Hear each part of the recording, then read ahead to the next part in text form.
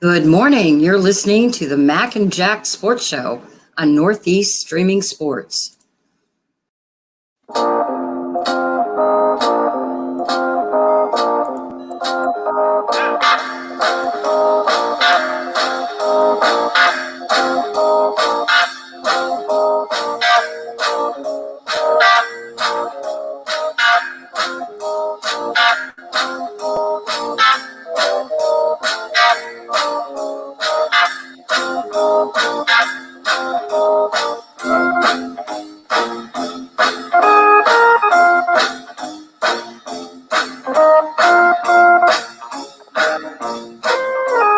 Good morning, everyone, and welcome to the Mac and Jack Sports Show, streaming live on Facebook, YouTube, and Twitch, on Mac Sports and the Northeast Streaming Sports Facebook pages, the Northeast Streaming Sports YouTube channel, also on Twitter, Instagram.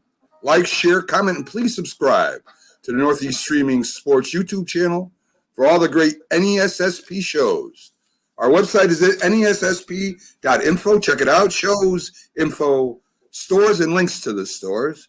I'm Mac with your co-host Jack Hirsch, legendary boxing writer and former president of the Boxing Writers Association of America, bringing you national sports with special focus on Northeast professional sports from New York, Boston, and Philly. Good morning, Jack. How are you doing? Well, Mac, good morning. I'm having withdrawal symptoms, okay? No football today for the first time in a while. No football. I have to kind of withdraw on conditions as Sunday being football day. Is it okay with you, Mac? There are no games on that we at least talk some football today. Is that okay with you? Oh, yes, definitely, Jack. Football is always in the news.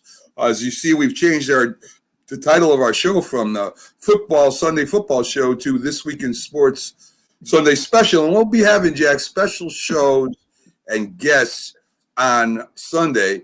Of course, we'll always be talking about football. That demands the respect of sports. But we're going to be covering a lot of things. We'll be covering more basketball, more baseball, and anything else. We might even indulge into cricket. Who knows, Jack? I don't know. I'm feeling a little wild today. Hey, listen, Chris Hogan of the Jets, he signed up for the lacrosse league. You never know. I mean, maybe a couple little lacrosse. The great Jim Brown, they said he was a better lacrosse player than he was a football player. Yeah. And I mean, even Bill Belichick, the legendary coach of the Patriots, he played lacrosse. So, I mean, there's a lot of lacrosse going around that we don't even know about. Did he play sports? Yeah, that was what he played. Right. I mean, we know him as a coach. Okay. Right. I guess lacrosse and football kind of go together. I don't know if you look at it. So like I said, we'll be having some big guests and big specials on Sunday. One being the March show, that first week in March, where we'll be celebrating the anniversary of the greatest fight of the 20th century, Jack. The Joe Frazier, Muhammad Ali, #1 fight where greatest sporting event of all time. There you go. So Ali Frazier fight, and we're gonna have a special show on that. Special guests. The 50th anniversary date is March 8th, 1971. But because we don't have a show Monday, we run Wednesday through Sunday. We're gonna have it the day before March 7th, a big celebration of the 50th. It's going to be a lot of fun. And for our loyal viewers that turn on every Sunday, we are scheduled to have Anthony Cervino on today. He's the fantasy football expert that we bring in. Of course, there's no fantasy football, but they do a lot more than fantasy, Jack. They break down games, give NFL news. We also got Robert Butler from Sportscope coming in, and a perfect platform for him because he talks about all sports, Jack. So it'll be great having them two guests in today. So let's get to the Sunday updates, and let's talk about last night's basketball games, Jack. We have the Pacers over the Hawks, 125-113. The Utah Jazz just keeps winning as they win again last night. And in the locals, Jack, the Suns beat the 76ers 120-111. And B gets his 35 points like he seems to get every game to lead scorers even in a losing effort. Break up the Knicks, Jack. They win 2 in a row, 121-99 over the Houston Rockets. Julius Randle with 22 points and 9 rebounds. And off the bench, Jack, you had Derrick Rose quickly and Toppin scoring 49 points. The Nets fly by Golden State 134-117. All 5 starters in double digits in scoring. Harden with 16 assists. Wait. The Knicks game, they didn't score 49 points. Off the bench, yes. I think that's a misprint off the bench. Well, you had I think it was 16 and 14, and Toppin kicked in with 10, if I'm not mistaken. You're talking about the whole bench. Yes. Oh, okay, yes. Maybe the whole Knicks bench. Those 3 off the bench scored that. Okay, So, all the guys off the bench. Combined, right. Okay, I'm sorry. I think you meant Toppin and Rose. No, all 3 of them, Okay. Jack. So Jack, for the Knicks, Derrick Rose pick up looks like a great move for the Knicks. I mean, here he's leading the bench. He's not starting, but he's leading a bench with quickly, and now Toppin all of a sudden. But Mac, there's always has to be casualties. It's a nice pickup, the Knicks getting Derrick Rose, but the casualty in this is Austin Rivers. It's cutting into his playing time, and what's his role going to be with the team? And I guess it's just going to have to be to give the team an occasional boost, come off the bench, hit a couple of quick baskets, because he's basically a shooting guard, a good shooter. But his minutes are going to be going down with the entrance of Derrick Rose into the New York Knicks lineup. So, yeah. Good morning, Frankie. Leon, Jack, I was reading an article today, and this is basically opinion / maybe has some sources that the Knicks might be willing to put together a rookie package or a player package to get a big score, and I think that would be a huge mistake now. There's always talk, there's always speculation. The Knicks could get this or that. What chips do they logically have? Mitch Robinson, who is a little bit of a chip, just fractured his hand. He's out 4 to 6 weeks. So teams are not likely to make a trade in that type of scenario where they trade for a player who might not play for them for a month and a half, even 2 months, because then he's going to have to rehab all along. And the Knicks are just fine the way they are developing the young players.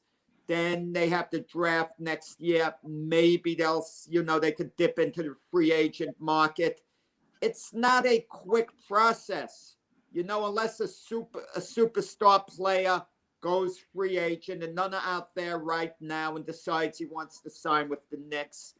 It takes a lot of patience, and Tom Thibodeau is the right coach for that. He's developing the players they have now, and they're coming along nicely.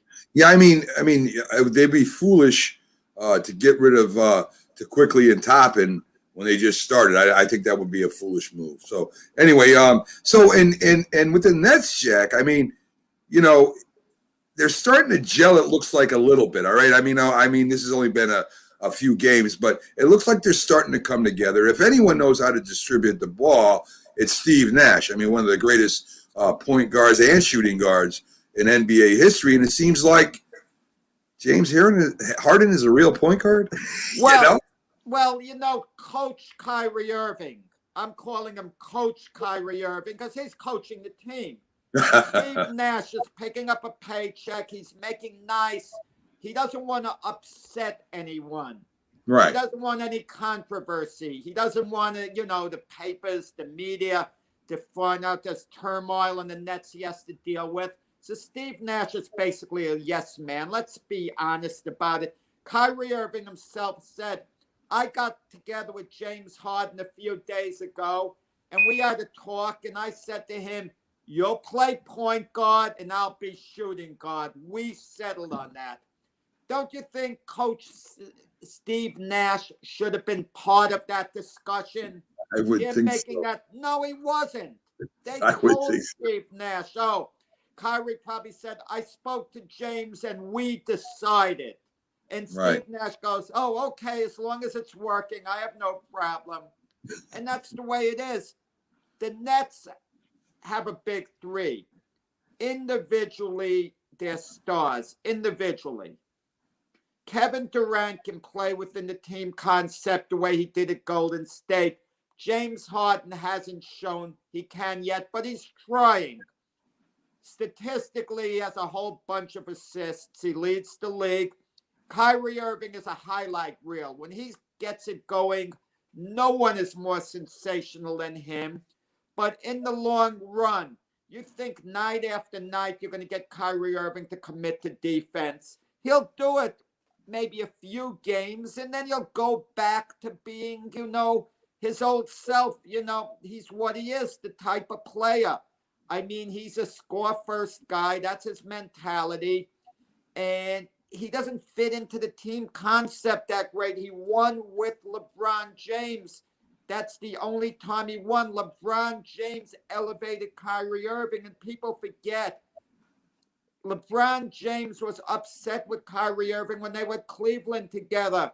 He wanted Kyrie Irving to play more defense, to play the point a little more, to do certain things, and Kyrie Irving wasn't picking up on it. But LeBron James has a more dominant personality than Kyrie Irving. He's a better player, had more clout, so Kyrie Irving couldn't talk. But now Kyrie Irving comes to the Nets. It's like he's the spokesman. He decides this. He decides that. And we forget the man took 7 games off. Maybe he's going to see before the playoffs he's got to refresh himself. So maybe he'll go on vacation a week or two and then return for the playoffs. And are the Nets going to say anything? No, they'll welcome him back. Okay? Yeah, they did it already. That's for sure, Jack. Nets are the most talented team with the big three in the East. Is it going to translate to them going to the finals? They might, because if you look at the Eastern Division, Mac, there's in the NBA, there's not one particular team that stands out.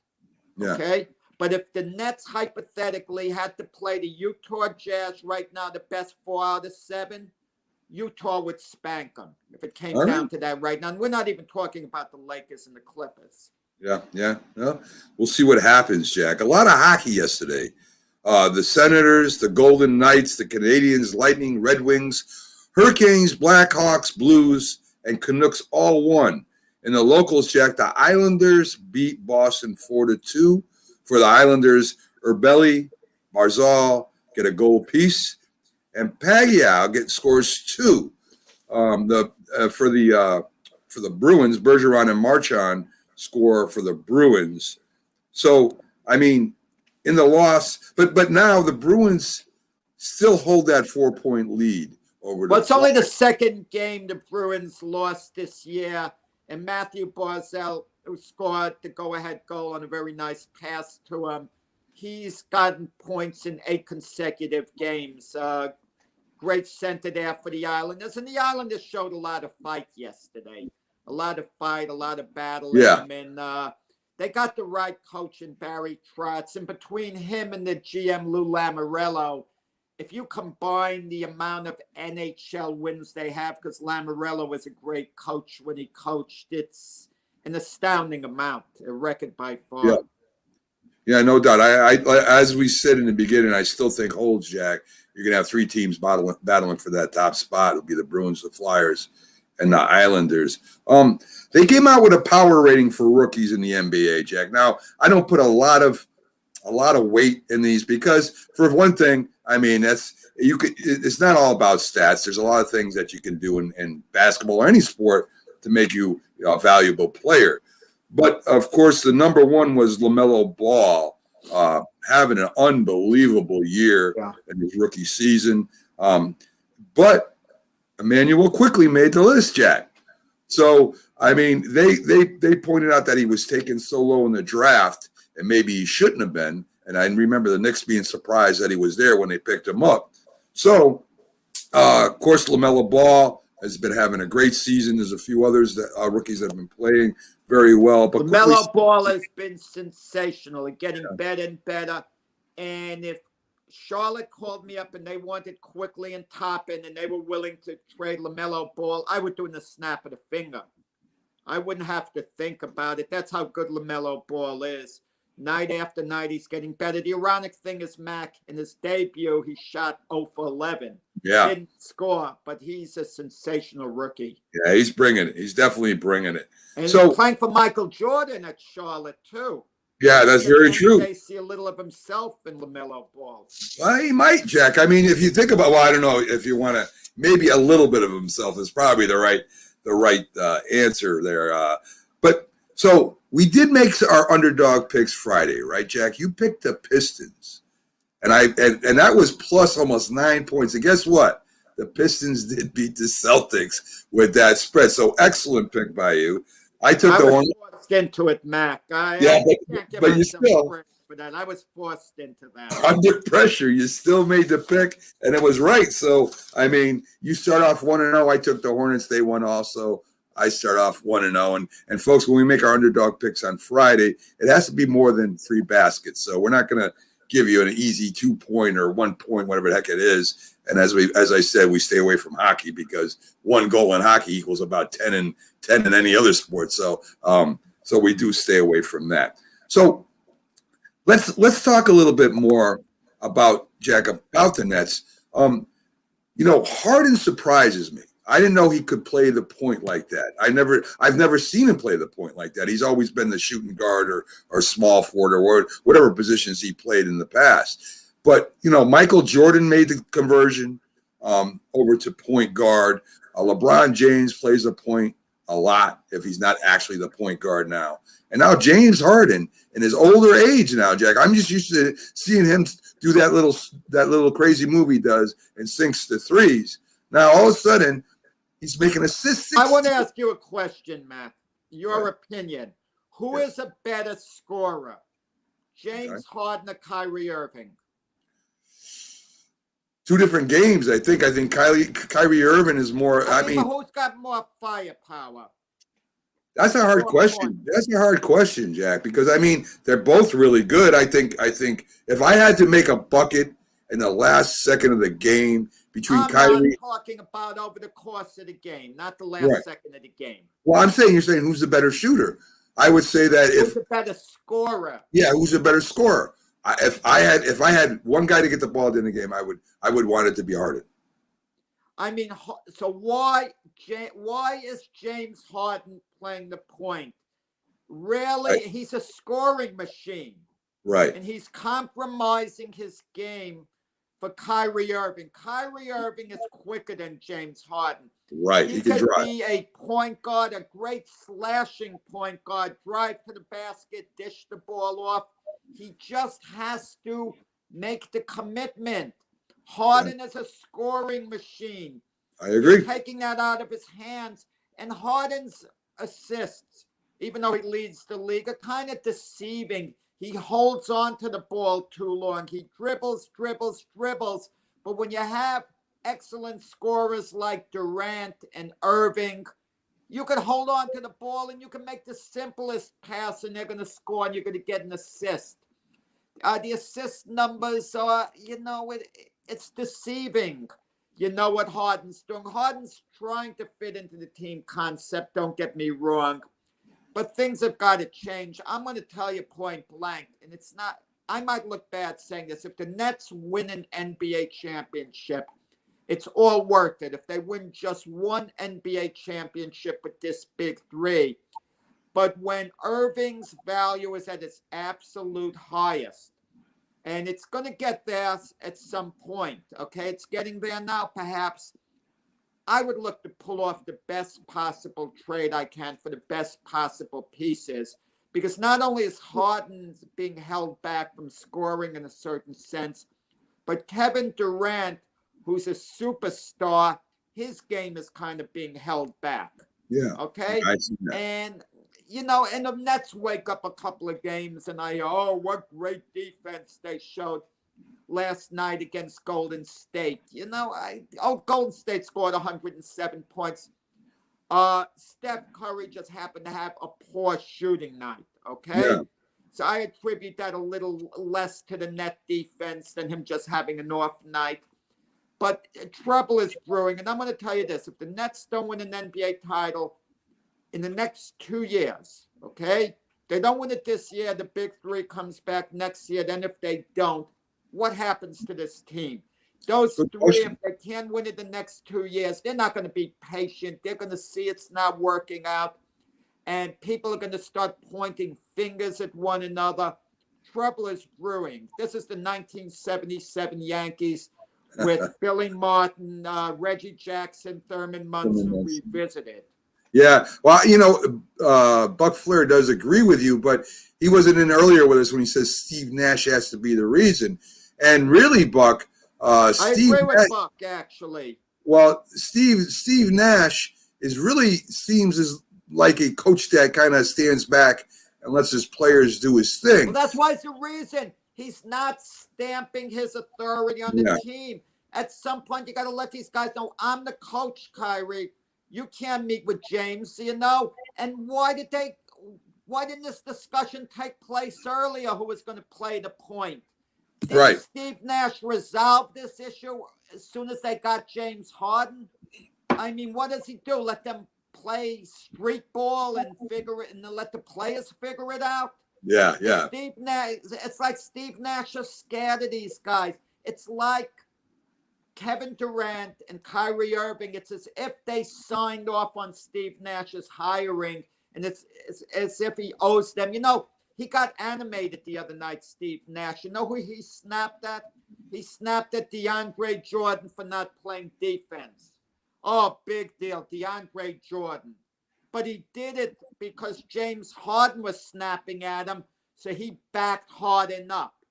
I'd love to see him get annoyed at Kyrie Irving and sit him on the bench during the game, and Kyrie Irving wants to go back in and say, get a seat over there. Yeah. Scared. Yeah, it's like they're scared of Kyrie Irving, this organization, and it's you know where I'm coming from on this. Yeah, I definitely know. I mean, Kyrie has been problems on every team he's been with. It sort of reminds me, of Terrell Owens in a point, or maybe even a couple other divas that play in other sports where they want all the action, they want all the, and if it doesn't go their way, they pout or hold out. You know what I mean? And don't think Kevin Durant has this thing about LeBron James. Kevin Durant wants to be the best player in the game. He doesn't like that people have been saying LeBron James is better than him. But keep this in mind. LeBron James won an NBA championship with Kyrie Irving. Right. Now, let's see Kevin Durant do it. And don't tell me he doesn't have the pieces around him, Kevin Durant, because he's got James Harden. Right. Who was LeBron James's other big three when he had Kyrie? It was Kevin Love. That was his third wheel. And James Harden is a better player than Kevin Love. Okay? So, let's see what Kevin Durant. I mean, his legacy is on the line here with the big three. I agree, Jet, because they don't give him credit for that Golden State championship really at all, because that team was already, stacked. So, I mean, they might have won it without him. So they probably would have won it without him. So, this is, you're right. This is a big deal for Durant as far as his legacy. Last night in the news, Kevin Durant returned to Golden State for the first time, and Golden State treated him like royalty. The video board, everything, nothing but nice, wonderful things. Steph Curry and him had a nice discussion. Let me say some kind words about Steph Curry. He was never Finals MVP. The 2 years that Durant was there, Steph Curry was willing to be second wheel to Kevin Durant because he knew it was good for the team. Steph Curry thought team first. He put his ego on the side. He embraced Kevin Durant. He had Kevin Durant's back 100%, and he was the ultimate great teammate. And Steph Curry is one of the big stars in the league. He wasn't jealous of Kevin Durant at all. No ego whatsoever. So kudos to Steph Curry for being not only the type of player, but the type of person he is. Yeah, I think you're right as far as Nash goes, being a little scared. It's his first coaching job, Jack, and they put him in a spot where he's got a couple divas over there, at least two. Mac, I have news for you. He has collateral. You know what Steve Nash could say to Kyrie Irving? I know what I'm talking about, Kyrie. I was a better player than you are. Yeah, in fact, he could go on that. You could have a debate. He could. Yeah, he could probably go in there and play the point for him right now if he wanted to. You know what I'm saying? Yeah. I mean, he was that good. I mean, one of the greatest, really. So that's the story in the Nets, folks. Again, we'll see what happens. You say that big three they might win it. I still think the 76ers and the Bucks will have a little bit to say about that. And I'm not. Mac, if Brooklyn loses in the finals, this year it won't be so bad. They'll think we're close. We'll get it next year. They'll come back next year thinking this is our first year. The three of us were together. We made it to the finals. They'll be determined next year to win a championship. But if they should get knocked off before the finals, it's going to be ugly. Oh, yeah. The Sixers, Celtics, Bucks, maybe Miami Heat starts playing well at the end of the year. And, you never know. Yeah, definitely. I definitely agree with that. So, of course, like I said, there is football in the news, Jack, and your Jets team, and I heard this, not only did I read this, but I heard this on sports radio. It seems like they're going to stick with Darnold. I mean, they're not exactly saying that, but word has it that they think that he could run the West Coast offense, that they're going to work with him and give him a shot. So it seems what's coming out of the Jets organization, at least from the coaching and the GM part of it, that it looks like they're going to keep Sam Darnold. Yeah, they're going to keep him unless Houston calls and says, give us Darnold and 2 number 1 draft picks, then it's goodbye, Sam. What are they supposed to say, Matt? Teams can't say we're not sure because the Jets don't know whether they can work out a deal for Sam Darnold or Russell Wilson. They don't know that, okay?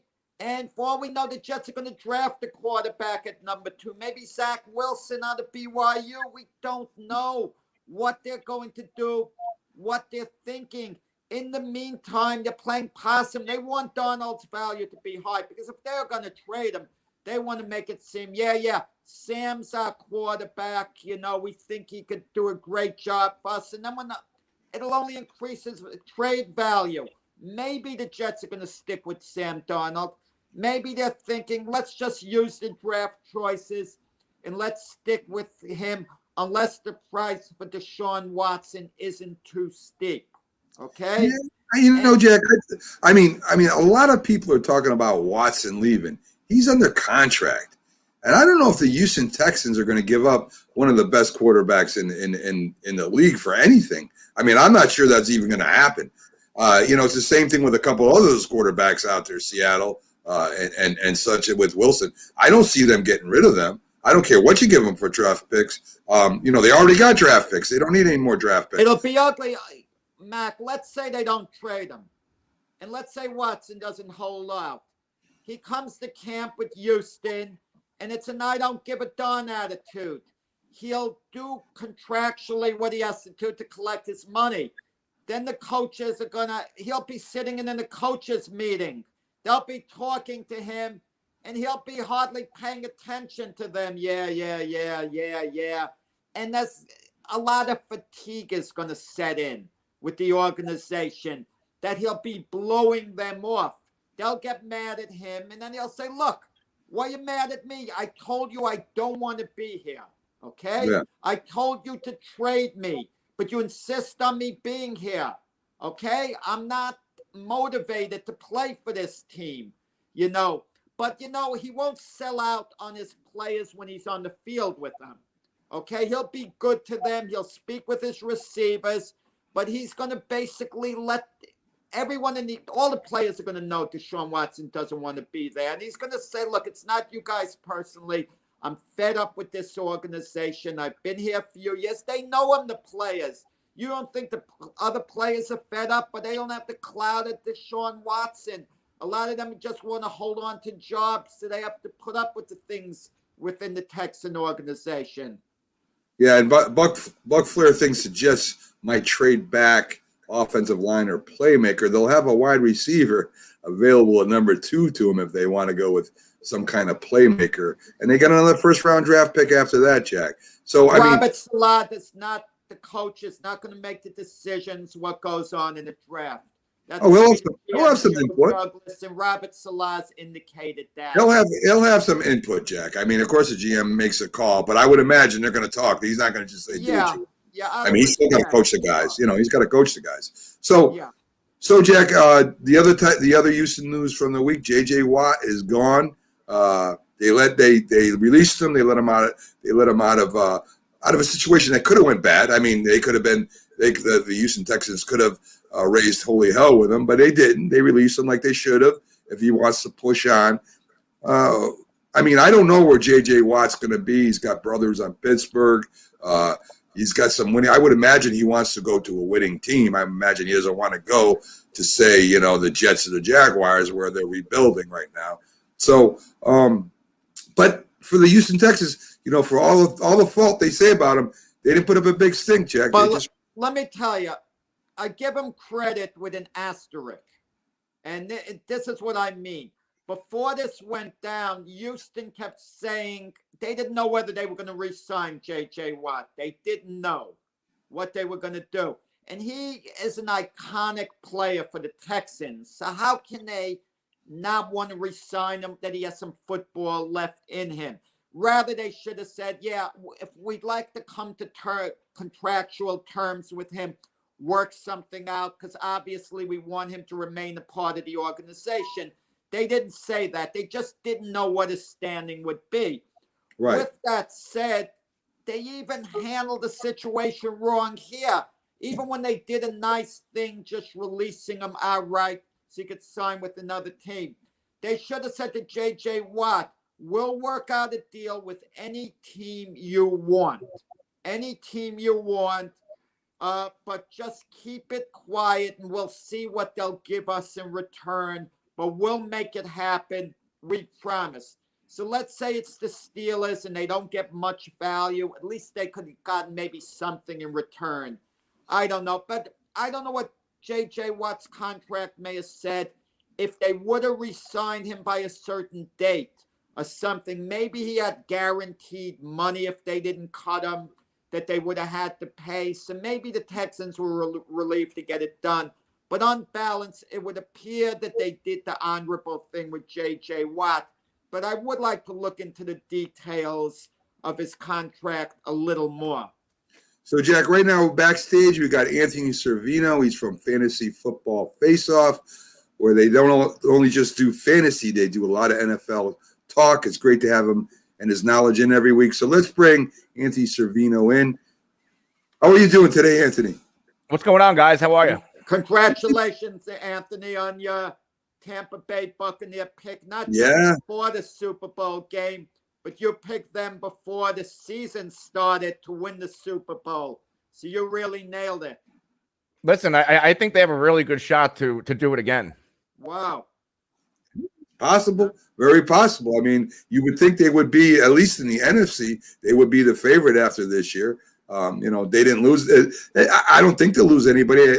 From what I heard, Gronk said he's coming back. Of course, Tom Brady will be back. And unless, you know, some receivers decide to go or something, or some defensive people decide to leave, I think you're right. I think they should be the favorite this year. I mean, they do have quite a few free agents, but when you have Tom Brady, you know, historically he's willing to restructure. Mike Evans has already restructured his contract earlier in the career. I think he's willing to do it again. The big player on both sides of the ball, one is Chris Godwin. He hasn't had a big contract yet like a Mike Evans. So will he take less? And then on the other side, Shaq Barrett. Yeah. You know, they're one of their best, if not their best pass rusher. Will he take a hometown discount? But Gronk's not going anywhere. Antonio Brown, I don't think another team will even want to sign him. Yeah. So, Yeah, he's going to be back. So Leonard Fournette will probably stay. So I think they'll be in pretty good shape. I think you're right. So you haven't made your statements on the Super Bowl. It's a little old news, but I still want to get your thoughts on it. To me, I said this during the week after the Super Bowl. They talk about Tom Brady winning the Super Bowl when in fact the Tampa Bay defense and the offensive line did an incredible job. They intimidated. They punked the Kansas City Chiefs on both sides of the ball. The offensive line kept Brady clean. The running game was up and going. They were running the clock. The defense stopped an unstoppable offense. And really, Anthony, I feel that maybe the top 10 quarterbacks in that game on that team would have won the Super Bowl.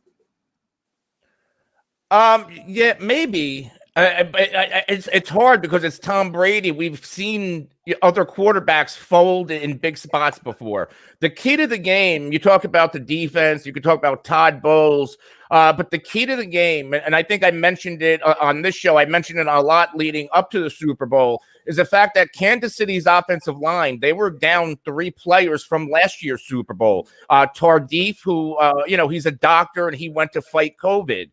He's going to be back next year, and both week 1 starting left tackles were not out or were not playing, especially Eric Fisher. The team was 4-4 without him in the past 2 years. Now they're 4-5 without him.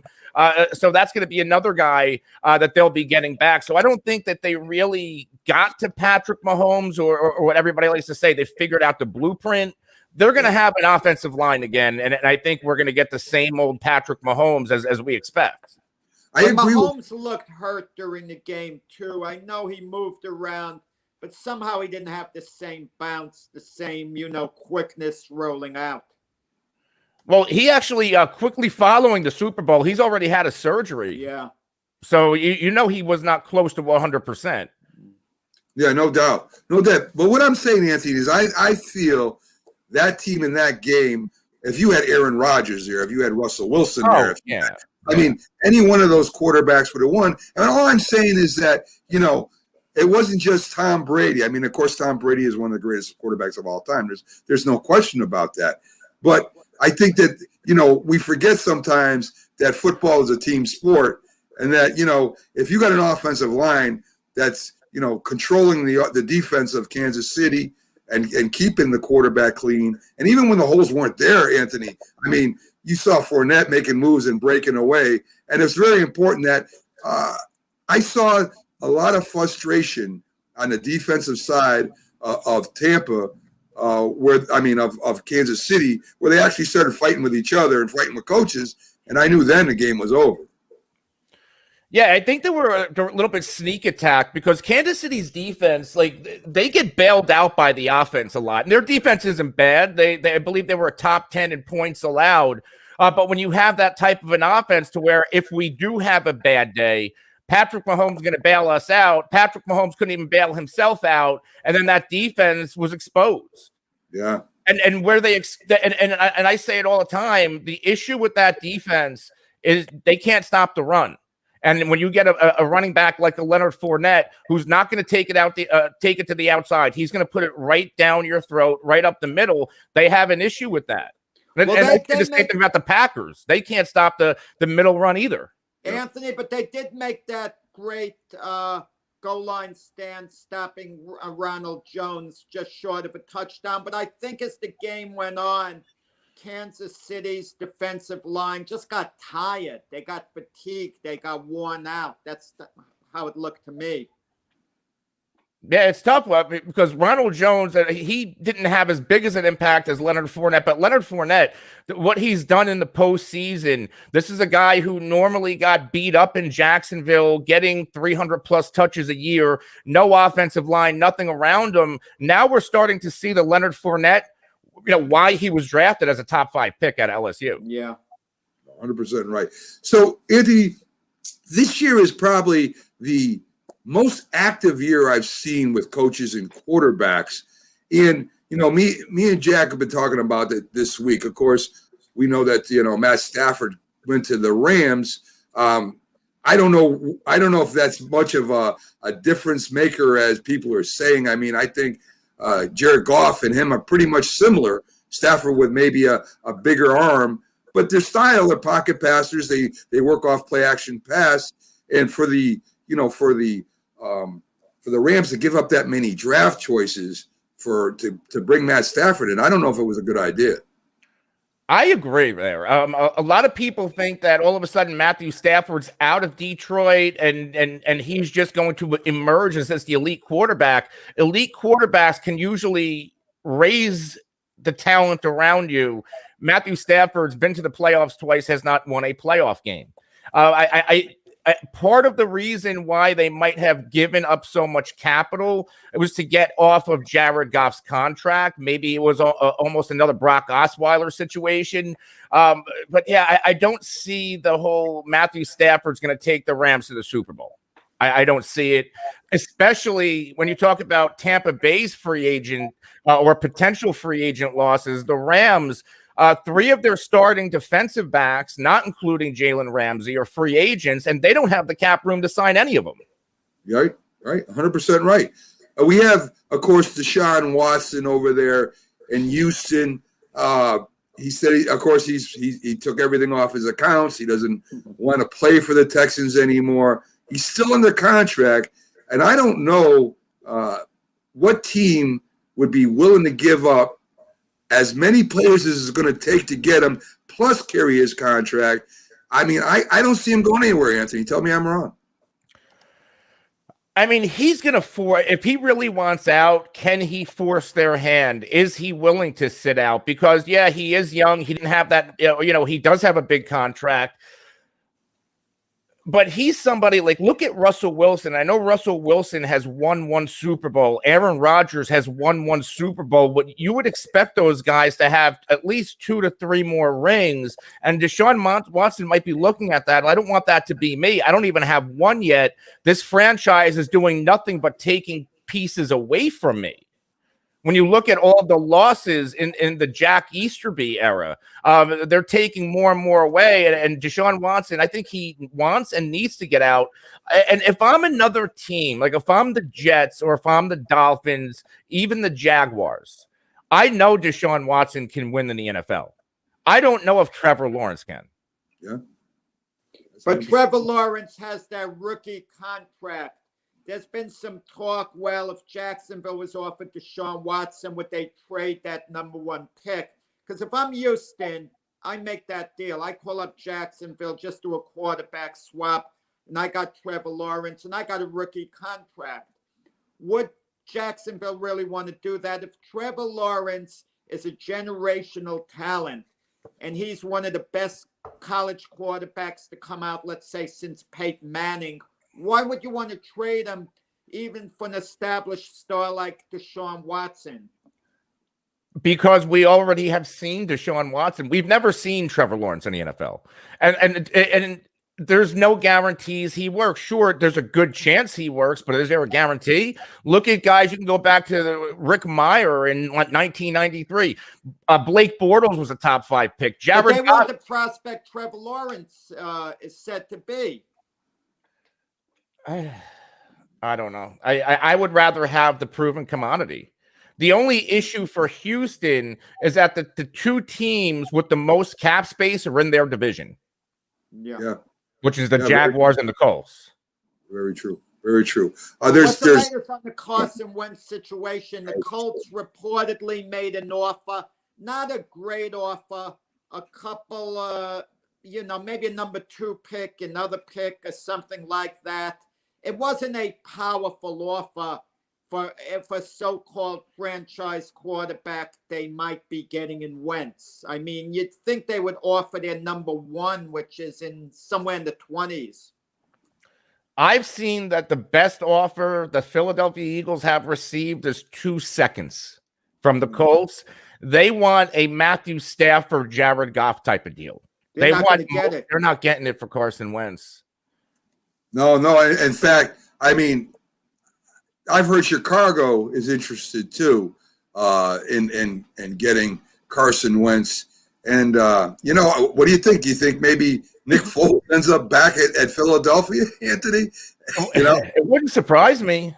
I mean, I don't know. I mean, it's crazy. I mean, you got the Tua rumors out there. You got Garoppolo rumors out there, Bridgewater, Drew Lock, and you still got Dak's not signed yet, Anthony.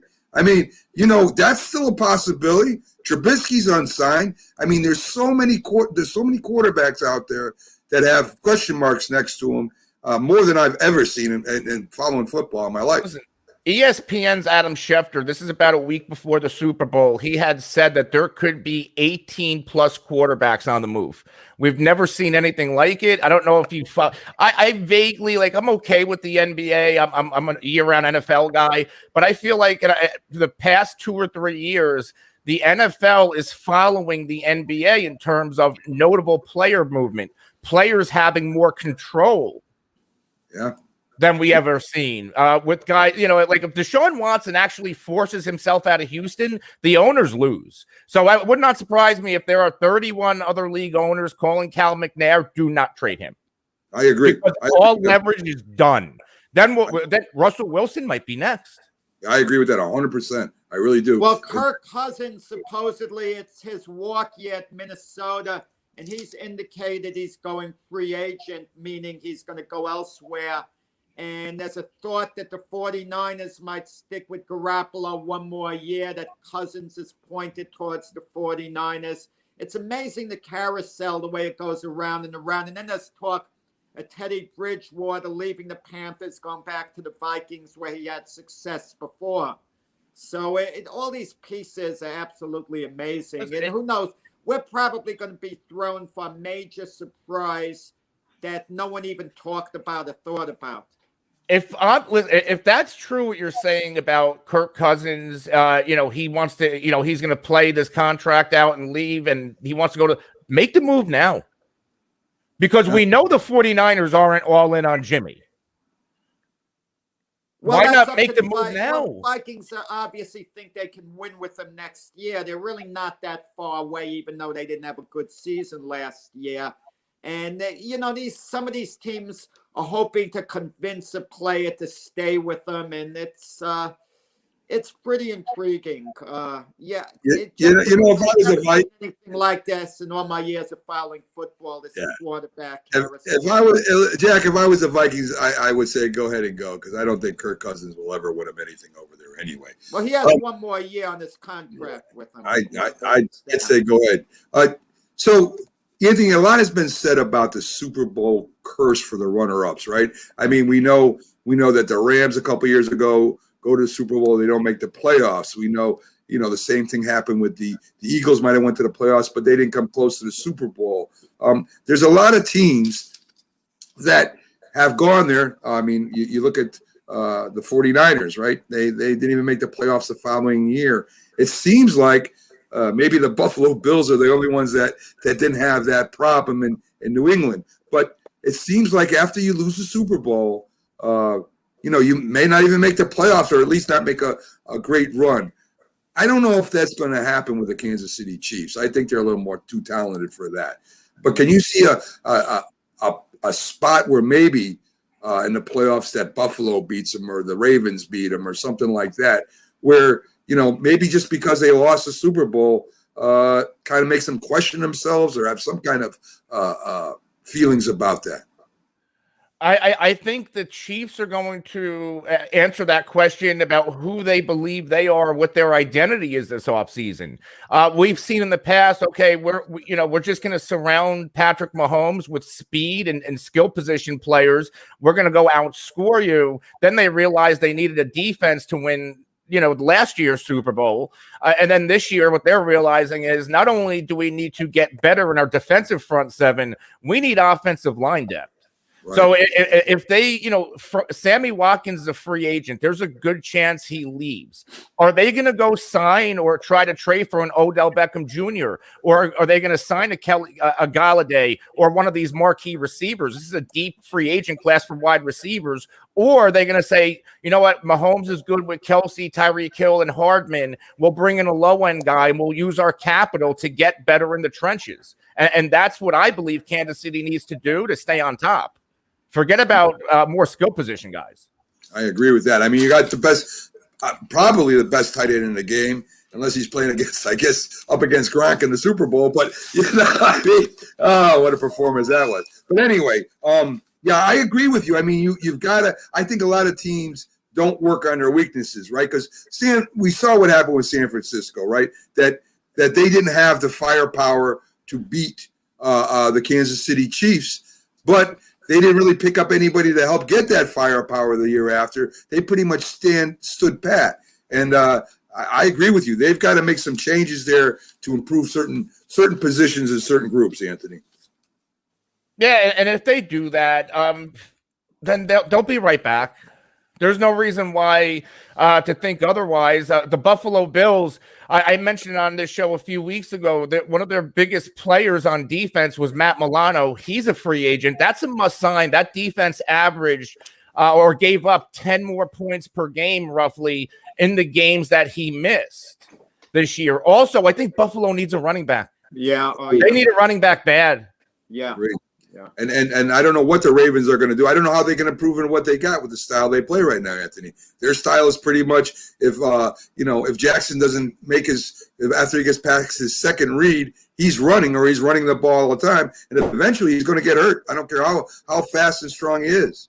I think the issue with the Baltimore Ravens is wide receiver. I don't know if it's maybe it's we hear this with head coaches and organizations and, Sean Payton's ego. Maybe that's why he stuck with Drew Brees a little bit too long. Well, maybe there's an ego with Greg Roman and John Harbaugh, because if you look at Lamar Jackson, his number one receiver is really a number two on most teams in Hollywood Brown. You have the tight end who's really good, Mark Andrews, but there's no true possession receiver. Miles Boykin, they had Des Bryant. They're the team that needs to go call up Juju Smith-Schuster. They need to go bring in a piece so Lamar Jackson can get better. They I have a had a question, shot guys. to sign Antonio Brown. Anthony, about the New Orleans Saints. Everyone is assuming Drew Brees is retiring. But guess what? Times went by. He hasn't made an official announcement yet. Let's say he has a change of heart. What is the New Orleans Saints organization going to do? Because I have a feeling they'll welcome Drew Brees retiring at this point so they can move on. But if he wants one more year, do they stick with him as the starting quarterback or what? Or do they try to talk him into retiring? What's the deal? Well, Drew Brees, the signs are telling me he's done. He's renegotiated his contract to open up $24 million in cap space, dropping his base salary from 25 down to a veteran million of 1.1. To me, they're just, But he's let's going say to retire. willing to play for that money, Anthony. Oh, well. He's made a fortune figuring out one more year. I released all that money to help the team. And now the team's going to feel obligated to stick with him. Could he get it done? Maybe if I don't know if maybe if you platoon the position. I just don't see Drew Brees' arm holding up for a full football season anymore. I agree with that 100%. I mean, listen, he had a great run, one of the greatest quarterbacks of all time, easily. He's in the Hall of Fame. Sometimes you got to know when to push on, and I think Drew Brees is smart enough to know this is pretty much the end of the road for him. Is performing at a high level anyway. Is there now? If you go back to Peyton Manning's last year, Peyton Manning fell off. Oh yeah, and then they had Brock Osweiler, who he is what he is, but he was good enough to win games with all that talent around him, that defense, those receivers. And Peyton Manning didn't really have to do much. If there was a case to where let's say Brees wanted to play for the $1.1 million and they have a Jameis Winston or a Taysom Hill starting and you kind of get Drew Brees in the playoffs. I could see that if Sean Payton wanted to go that route, but we don't see this working in the league. I agree. I mean, not since Tom Landry did it with Craig Morton. Yeah, it's just hypothetical talk. Right. No one expects Brees to actually play this yet, but it's interesting. He hasn't officially announced his retirement. And until it's official, the door's open to him returning. Oh, yeah. Yeah, definitely. So, Anthony, man, a half an hour went by real quick. We appreciate you coming in every Sunday, sharing your knowledge and information with us. Go over there and check out Anthony and his show, the Fantasy Football Face-Off. They're on Periscope. They're on Facebook. They have a tremendous show over there, well-produced, and a lot of great information. Anthony, thank you again for joining us. Absolutely. See you next week. Thanks, Okay. Anthony. So there you go, Jack. Anthony Cervino joining us again on another Sunday, filling us up with NFL news. So he'll be I'm here. going to tell you, Mac, there's going to be a lot of NFL news over and over and over. Okay? I mean, yeah. Oh, definitely. And we haven't even started talking about the draft yet. We're just talking about people moving around, Jack, which is a lot happening in a very crazy offseason. I've never seen anything like this, Jack. I've never seen so much news coming out about head coaches and about GMs and about quarterbacks at the same time. So, folks, stick around. We'll be right back after this. We have Robert Butler from Sports Scope joining us as he does every week, going over a lot of topics in sports. And we'll be right back after these messages, folks. If you talk, and they will hear you every single time. Oh, we're getting killed. Yeah, well, Kyle's not here. How come? Kicked off the team. Didn't Tim tell you? Kyle and some other kids got caught drinking beer in the park a couple of nights ago. Really? Yeah, 0 tolerance. He's out for the season. Come on, it's a first offense, right? That we know of. But why should that matter? He knew not to drink. I've made it clear to Matt, that's what we expect from him. What have you said to Tim? Nothing really. You know, a lot of kids try it at this age, so Yeah, well, a lot of kids don't try it too. I'm not saying that Matt's going to be this perfect kid, but if I don't tell him what we expect and why he shouldn't drink, how's he going to know? the kids that age really listen. They never admit it, though, but they hear more than you think. Talk. They hear you. For more information about talking with kids about underage drinking, visit underagedrinking.samhsa.gov. Right.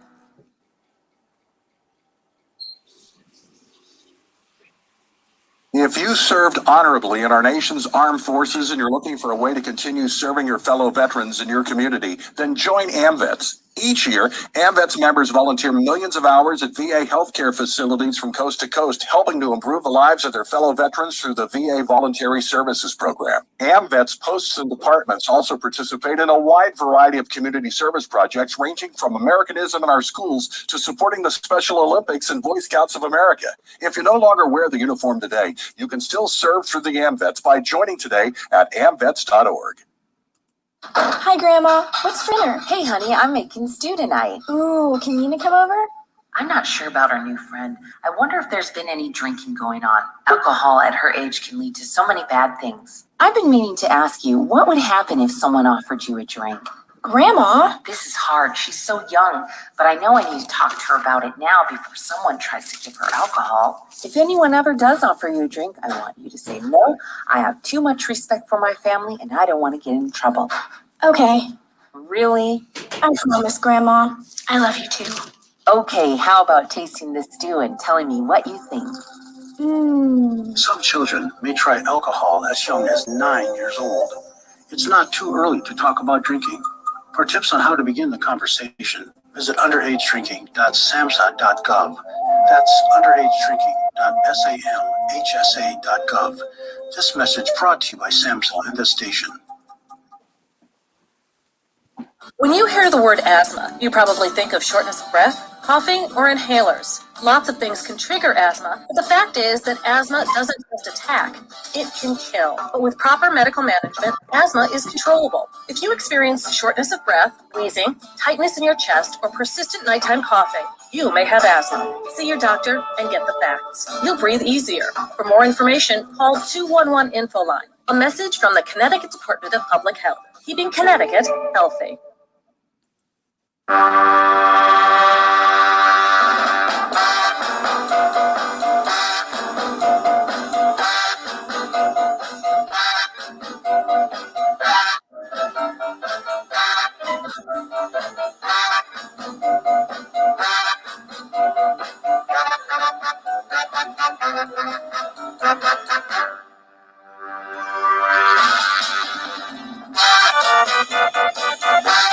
Good morning and welcome back to the Mac and Jack Sports Show on Wednesday through Sunday, 8 to 10 a.m. I'm your host, Mac, with your co-host, Jack Hirsch. And Jack, we just had our weekly visit from Anthony Cervino, who comes in every week and gives us a lot of information about the NFL, his opinions, and what's going on as far as the news and stuff like that goes. Of course, as you know, we are not doing our football show every Sunday anymore because, of course, football has come to an end, although football news will come in, and we'll keep bringing you that.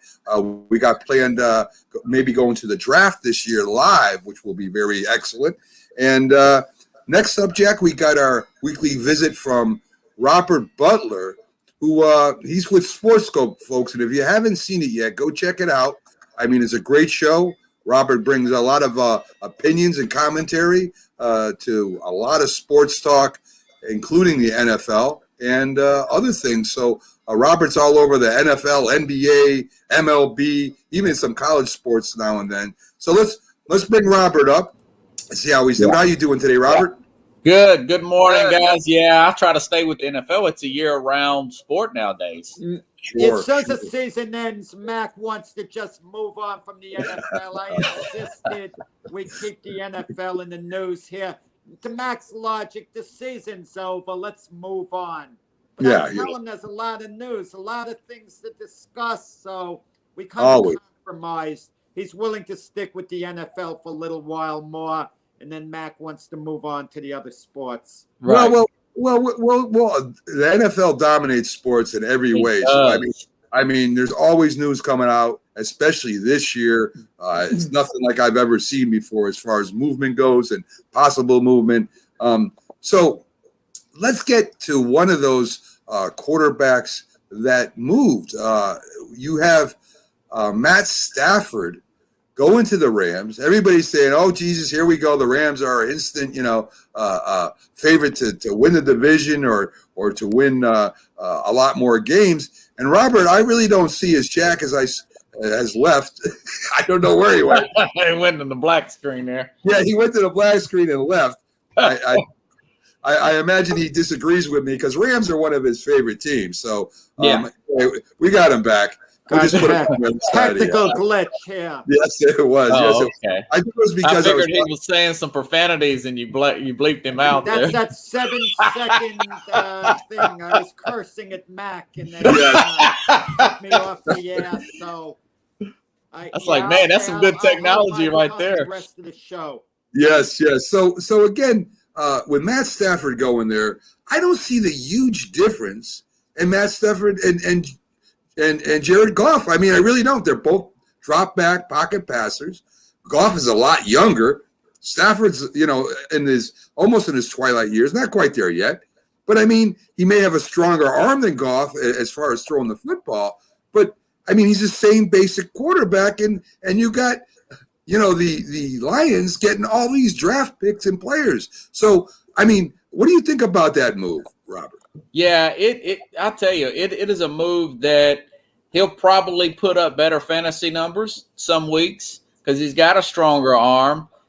He's a little bit more athletic. He did play, in his defense, he did play with a torn cartilage in his rib last year. So he did get the football blues playing with Detroit. I get all that. But when you have a team that's so top heavy like this team, one injury here and there, Andrew Whitworth, the left tackle, when he went down, people started talking about Jared Goff's confidence. Well, yeah, you do get less confidence if you think you're going to get plowed from blindsided or stunk. So your definition, your question sent to me, will they be successful? What's your definition of success? Win the Super Bowl? Because I feel like that's what this is. Like you said, they gave up a lot to get him. And Sean McVay pushed for this, even called the owner. Yeah, and then somebody saying we'll miss McVay, wife guaranteed. Yeah, that's what I'm saying.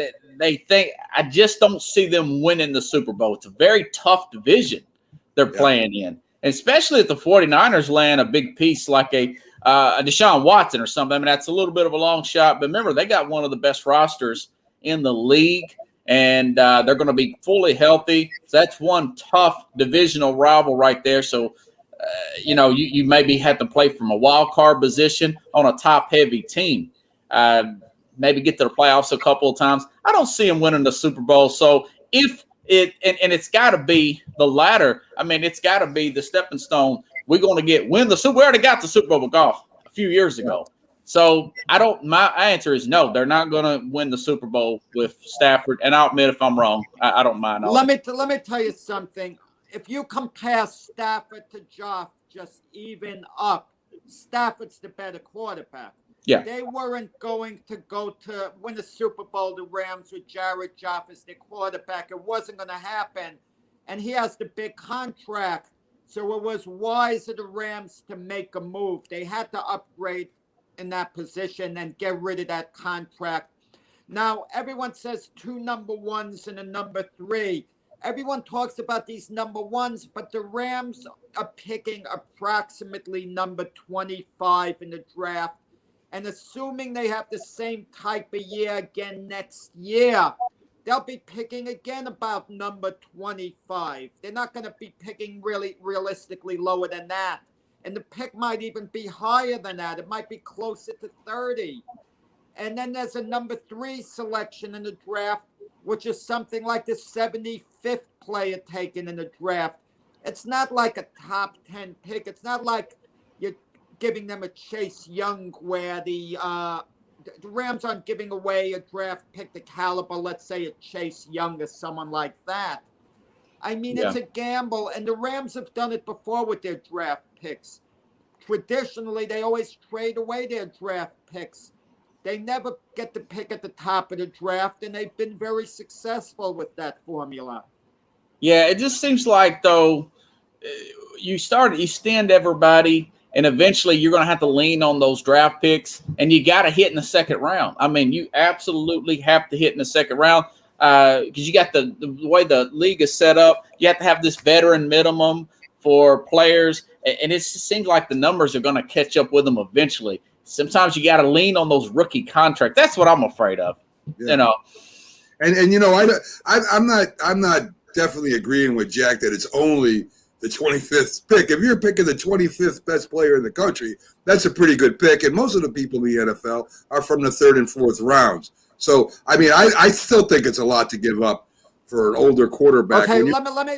You got a younger version of Matt Stafford right now to me. And to me, I don't care about his contract. You've got to work out the contract flaws there, and maybe bringing on those younger draft picks, as Robert just mentioned. Now you got rookie contracts that you're paying instead of paying all those superstars they got over there. Yeah. Let me just hypothetically, guys, think if you're the Rams. If they just wanted to get rid of Jared Goff's contract, they would have gotten rid of it for nothing in return. They would have waived him just to get rid of the contract, to get out from under.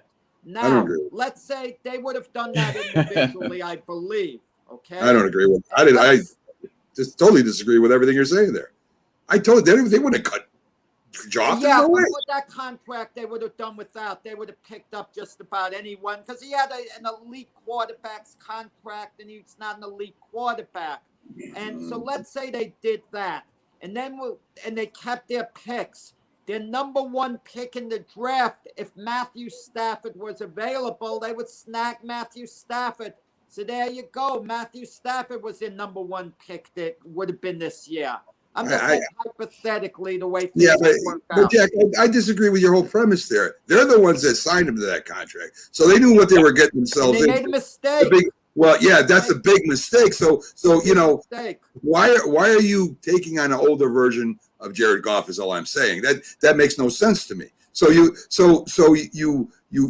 picked up Matt Stafford, whose contract isn't small either by any means. It's not as big as Goff's, but you're signing Goff for so many years. Matt Stafford, how many years has he got left in his contract? 1, 2? Well, Matthew Stafford can take the Rams to the next level. Jared Goff, really, I know they went to a Super Bowl, but he's basically peaked out. Yeah, I don't necessarily agree with that. I just think if you were going to go get a Deshaun Watson, or if you were to get a Russell Wilson, now we're talking. But to get a Matt Stafford, who was basically the same quarterback, I didn't see the sense in it.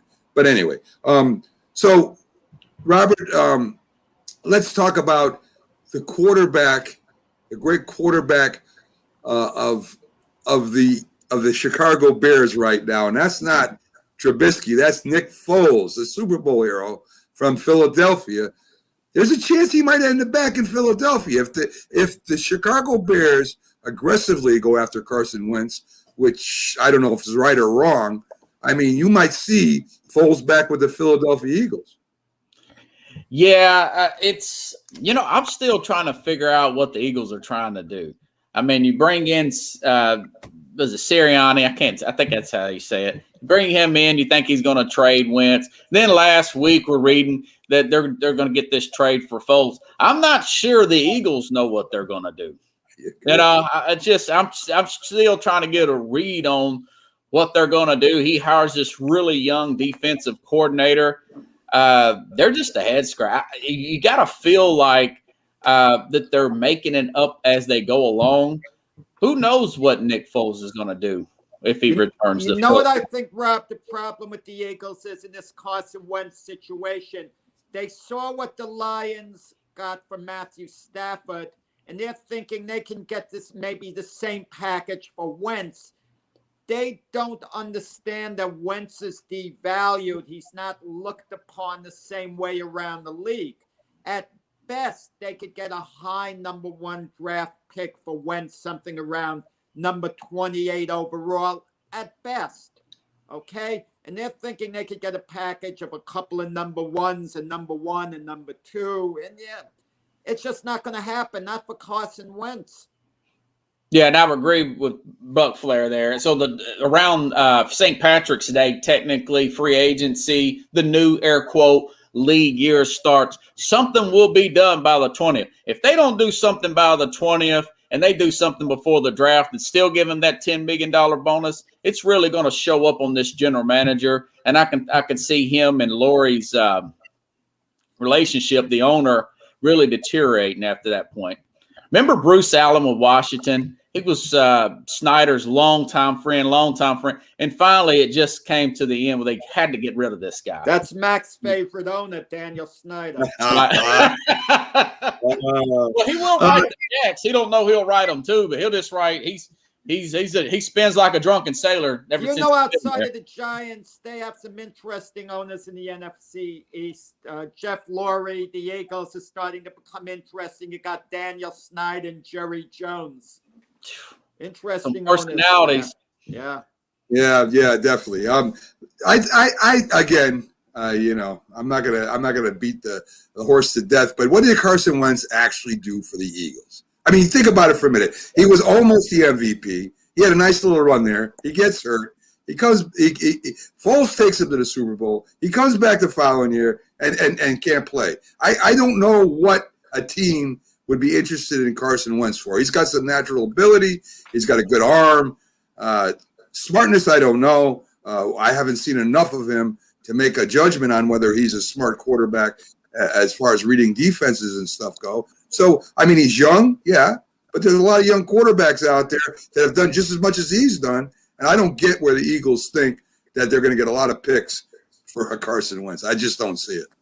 Right. I'm like Jack. I think that his value's low right now, and they're asking a lot. Maybe they come off that high number come March the 19th when that money comes due. That is something to watch. I mean, I've been watching the Eagles watch for a while now, for the last 10 days, just to see what's going to happen there. I kind of like the soap opera of it.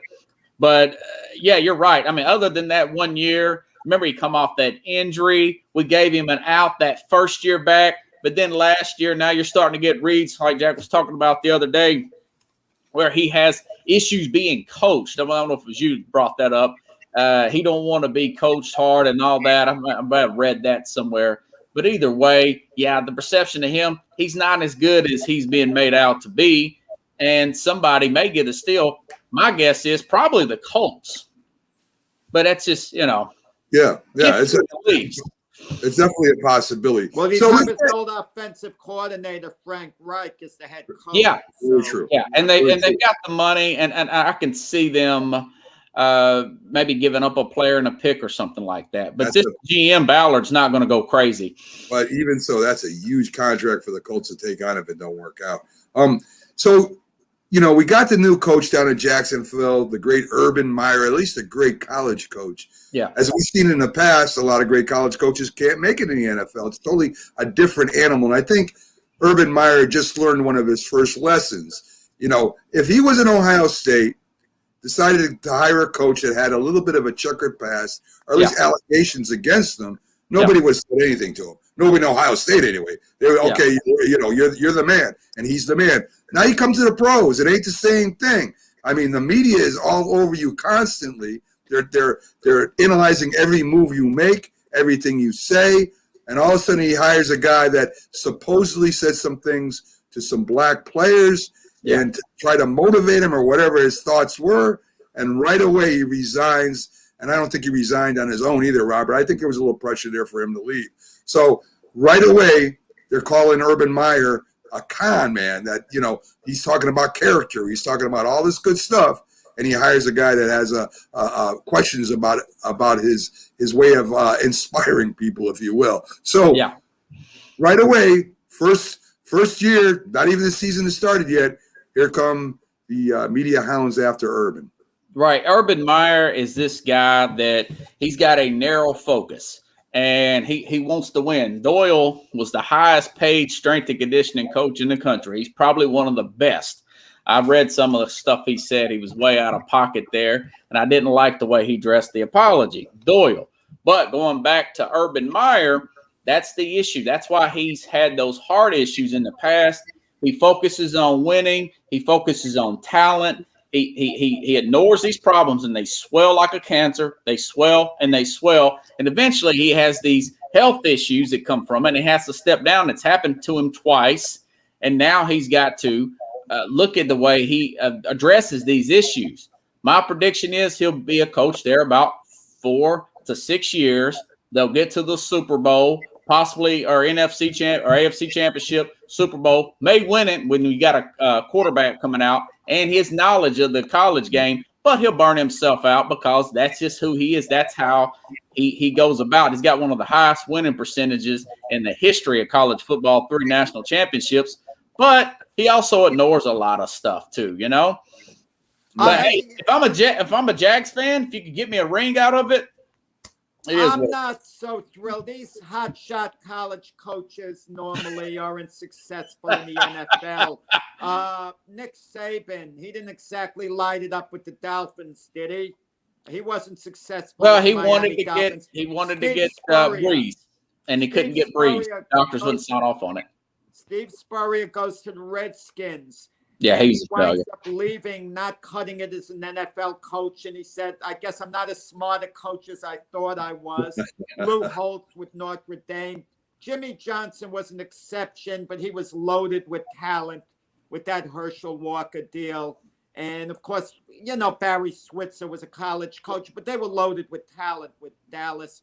But traditionally, the college coaches coming on board, once in a while they're successful, but on balance, they're not the answer, to the problem. Well, he did surround himself with NFL coaches other than this guy. Sports performance. I mean, they come up with these job titles. I have no idea. What is a passing coordinator? I mean, you've got, and then I read to your guy, Robert, was it Salah has one of the biggest staffs in all of the NFL. It's turning into a major corporation now, just being a head coach. It used to be a small company. Now it's like a little small IBM down there on the sideline.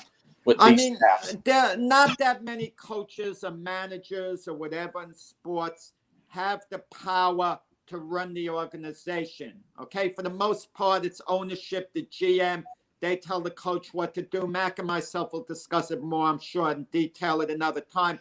But Urban Meyer's the exception because what he did for college and him being from Florida before that. So the Jacksonville wanted him so bad.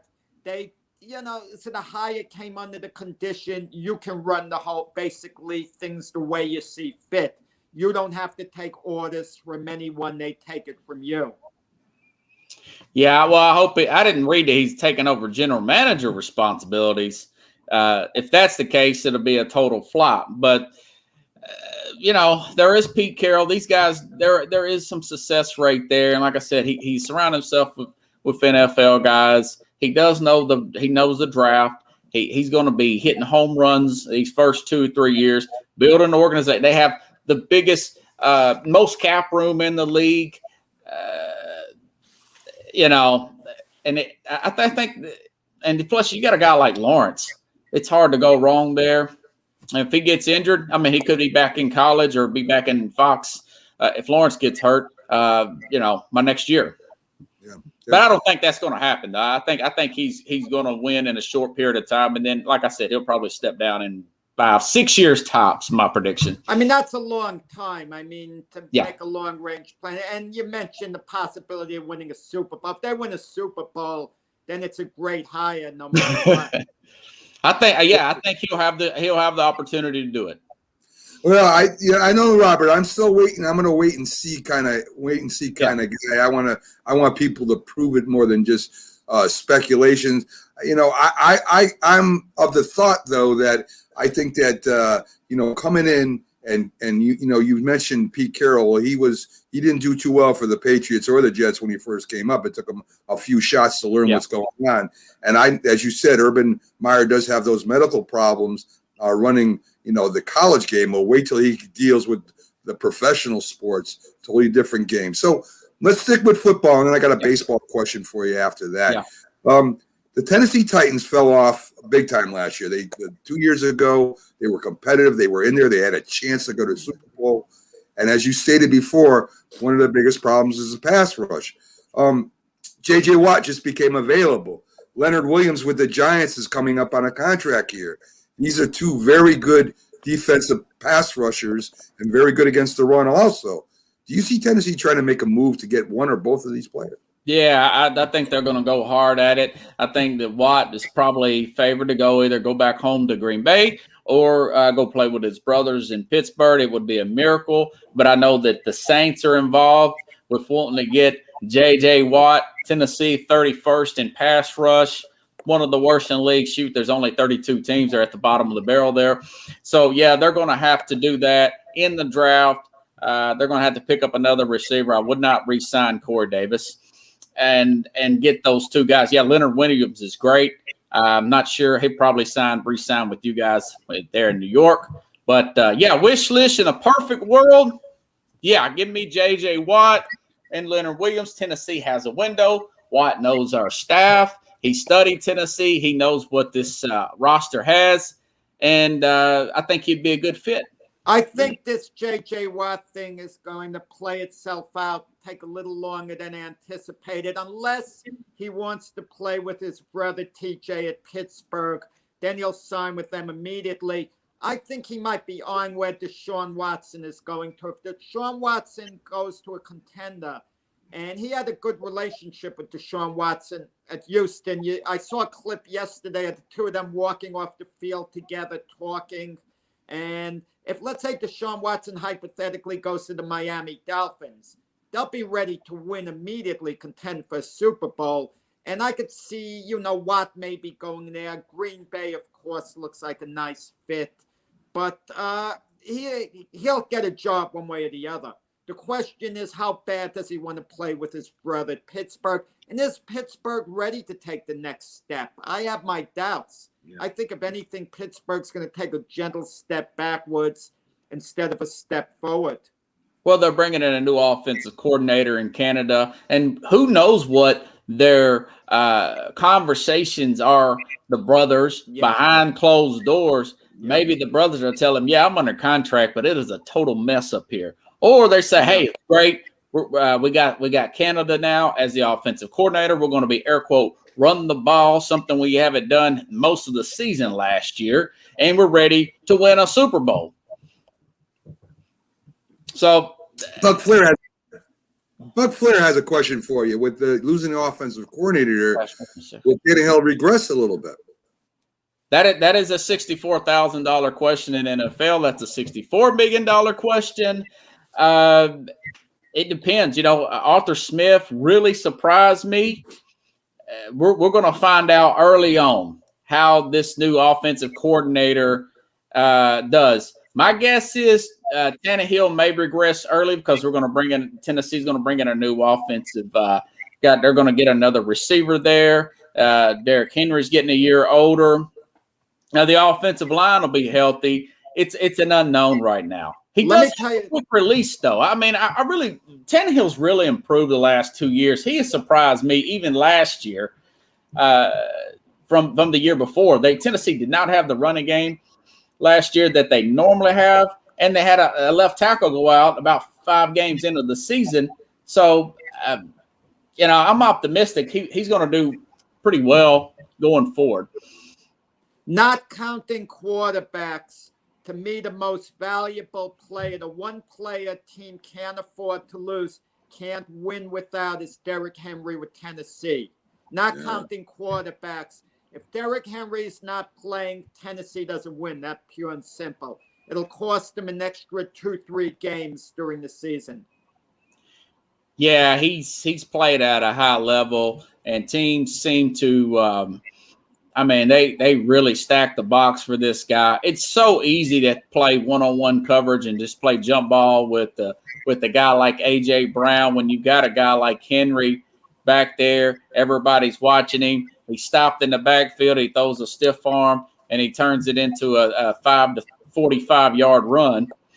So, yeah, I mean, that is a big part of it. And that's the whole Mike Vrabel MO is be physical and just keep rolling downhill. And then towards the end of the game, everybody's tired and he's just running over everybody. And then you got one-on-one coverage. But, yeah, they're going to have to do something at the tight end and in the wide receiver position.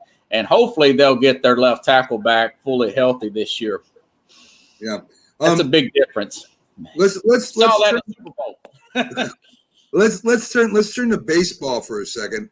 Yeah. I was really surprised the Dodgers went and got Bauer. I know they're a little worried about the Padres because the Padres are made a couple big moves. Do you think the Dodgers went after Bauer so somebody else wouldn't? And hear me out here. There's a lot of times teams will sign other players so other teams don't pick them up.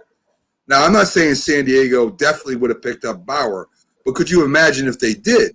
I mean, that would have definitely put them, I would think, definitely over the Dodgers. I still think they're pretty even with them with the Bauer signing because Bauer has a lot of baggage with him, Robert. Yeah.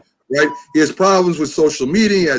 He has problems with coaches. He has problems with organizations. And while Bauer is a great pitcher, the Dodgers are stacked anyway.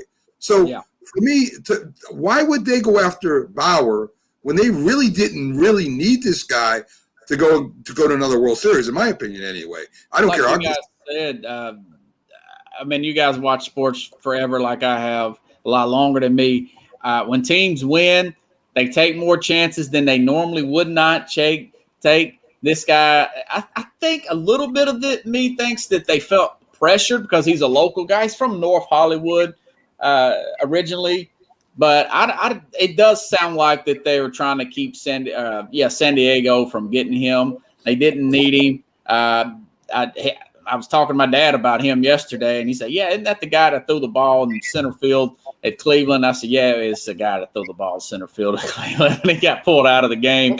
Yeah, he's a me guy. He could throw off their chemistry. They could trade him by the deadline. I could see all that stuff playing out. Listen, if San Diego doesn't sign Blake Snell and Yu Darvish, 2 aces to their rotation, if they didn't do that, the Dodgers probably wouldn't have signed Trevor Bauer. That was their answer. They had to come back with a major answer to what San Diego did. Sending out a message, we're the champions, we're still a little ahead of you.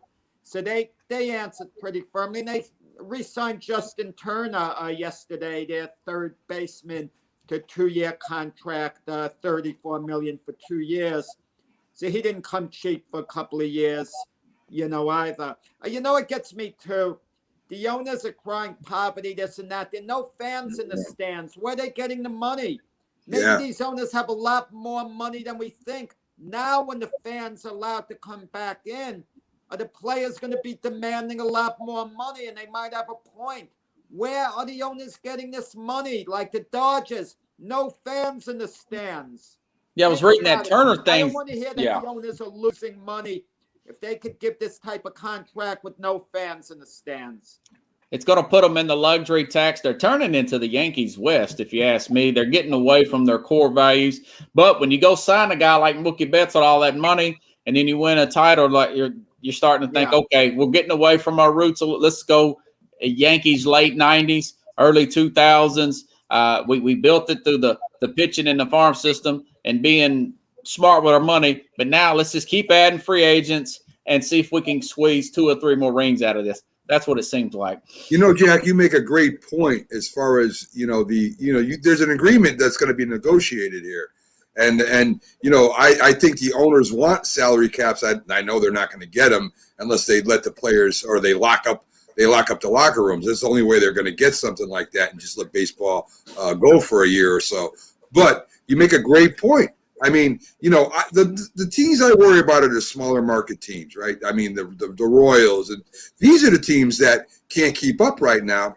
And what worries me is that we end up with super teams where there's only 10 in each division or 8 in each division. That's going to be it. All these other clubs are either going to combine or they're going to fall off. And I don't know how somebody like the Orioles or the Royals can keep up with these teams right now. So, great point, Jack. But I think when we're talking about owners that are hurting, we're talking about the lower markets. Great. So anyway, so they need a hard cap, and the luxury tax has helped. I mean, Kansas City did win the World Series a few years ago, but I think they do need to take a step further and go with the hard cap. Like you said, with the strong players union they have, it may be a 2-year strike or something. But don't kid yourself. Some of these weaker teams have the better farm system. Yeah. So right now, you might look at a team like the Detroit Tigers, Kansas City, Baltimore. A few years from now, they might be really, really good. And these stronger, more powerful teams like the Dodgers, the Yankees, I'm wincing, even the Mets, might take a dip down. Yeah, but Jack, what happens is these guys get good, and then the other teams scoop them up. You develop them, and we reap the benefits. It's almost like the Orioles have become a farm system. So anyway, Robert, thank you for coming in again. We love having you on. Of course, we don't have a football show per se, but we know you're good in all sports, especially football, and there'll be plenty of news. So we can't see you back again next week. Good luck with your show. And we'll see you next week, Robert. Have a good one. I hear you guys. Have a good one. See ya. Take care. So there you go, Jack. Robert Butler coming in and giving us his opinions, which he does very well. He's a very knowledgeable guy. Has a great show over there at Sports Scope. So, folks, we're gonna go take our last break for the day. We'll be back right after this. We got trivia coming up. We got a lot more information to give you, a lot more updates. All sports all the time here. So we stay away from everything else, if at all possible. So we'll be right back after these messages, folks.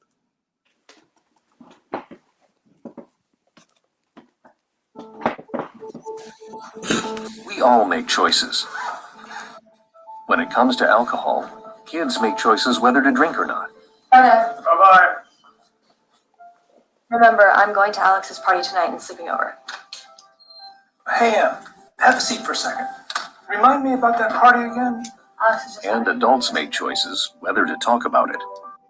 That's true of parents and every other trusted adult in a kid's life. Kids want to know our expectations when it comes to alcohol and other drugs. They want guidance and honest answers to their questions. And it makes a difference when the message is consistent and part of everyday conversations. So talk with your kids and help lead them on a positive path. Because when you talk, they hear you. For more information about talking with your kids about underage use of alcohol and other drugs, visit underagedrinking.samhsa.gov. If you served honorably in our nation's armed forces and you're looking for a way to continue serving your fellow veterans in your community, then join AMVETS. Each year, AMVETS members volunteer millions of hours at VA healthcare facilities from coast to coast, helping to improve the lives of their fellow veterans through the VA Voluntary Services Program. AMVETS posts and departments also participate in a wide variety of community service projects, ranging from Americanism in our schools to supporting the Special Olympics and Boy Scouts of America. If you no longer wear the uniform today, you can still serve through the AMVETS by joining today at amvets.org. When you hear the word asthma, you probably think of shortness of breath, coughing, or inhalers. Lots of things can trigger asthma, but the fact is that asthma doesn't just attack, it can kill. But with proper medical management, asthma is controllable. If you experience shortness of breath, wheezing, tightness in your chest, or persistent nighttime coughing, you may have asthma. See your doctor and get the facts. You'll breathe easier. For more information, call 211 Infoline. A message from the Connecticut Department of Public Health, keeping Connecticut healthy. If you talk and they will hear you every single time. Oh, we're getting killed. Yeah, well, Kyle's not here. How come? Kicked off the team. Didn't Tim tell you? Kyle and some other kids got caught drinking beer in the park a couple of nights ago. Really? Yeah. Zero tolerance. He's out for the season. Come on, it's a first offense, right? That we know of. But why should that matter? He knew not to drink. I made it clear to Matt that's what we expect from him. What have you said to Tim? Nothing really. You know, a lot of kids try it at this age, so. Yeah, well, a lot of kids don't try it too. I'm not saying that Matt's gonna be this perfect kid, but if I don't tell him what we expect and why he shouldn't drink, how's he gonna know? You think kids that age really listen? They never admit it, Bill, but they hear more than you think. Talk. They hear you. For more information about talking with kids about underage drinking, visit underagedrinking.samhsa.gov.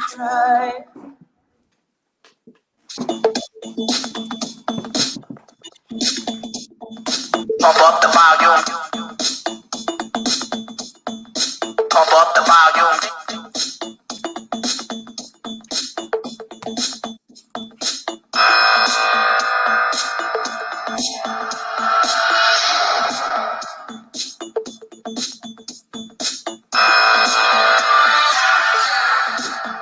Good morning, everybody, and welcome back to the Mac and Jack Sports Show. We're on 8 to 10, Wednesday through Sunday.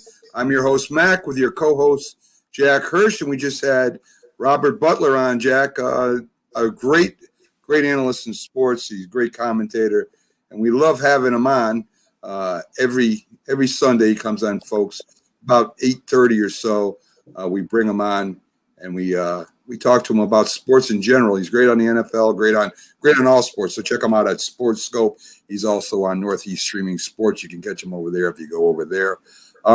Jack, so let's take a little care of a little bit of business. As you see, I've been putting up some pictures of YouTube. We have our own YouTube channel at Northeast Streaming Sports. Please go there and subscribe.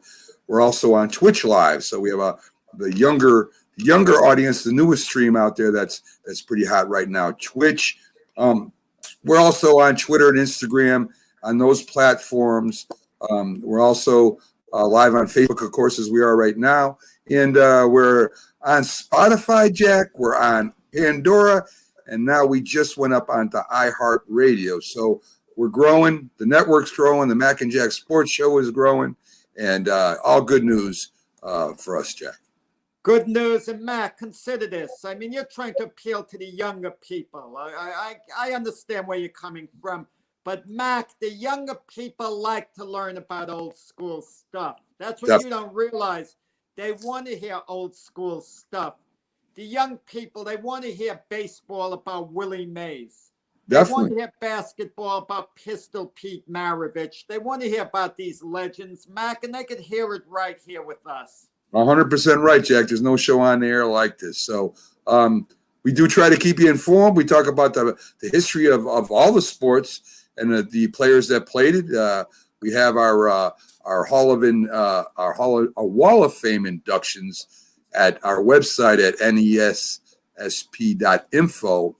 We just put up Muhammad Ali as one of our leading boxers, of course, one of the greatest of all times. And we'll be having another 4 heavyweights joining him very shortly. So check out the website. We have all our guests. We have all the shows. We have places you can go to buy a lot of sports apparels at Fanatics and bstbreaks.com. So check it out, folks. It's a great website. You'll really enjoy it. So every day, Jack, lately anyway, sometimes I miss it, but I've been trying to get you every day on one of my favorite segments with you.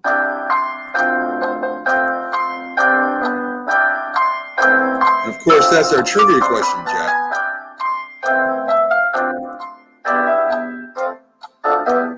The dreaded words. Well, Jack, since this is This Week in Sports and there's no real special team to our show, I reached out to basketball for this one. And it's a very interesting question because I never really knew the exact answer to that. I was close with my answer before I looked it up. But what was the first year, Jack, the 3-point shot line was established in the NBA? The 3-point shot was not invented by the NBA. It was invented by the ABA. Agreed, but that's not the question. That's not the question. 3-point shot. Right. In 1969, they had created the 3-point shot. So when did the NBA end up adopting that? The NBA came on board, as I recall. I'm going strictly from memory here, too.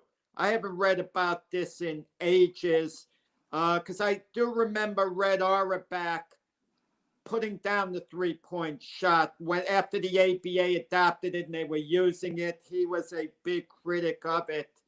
And, I am thinking in terms, wow.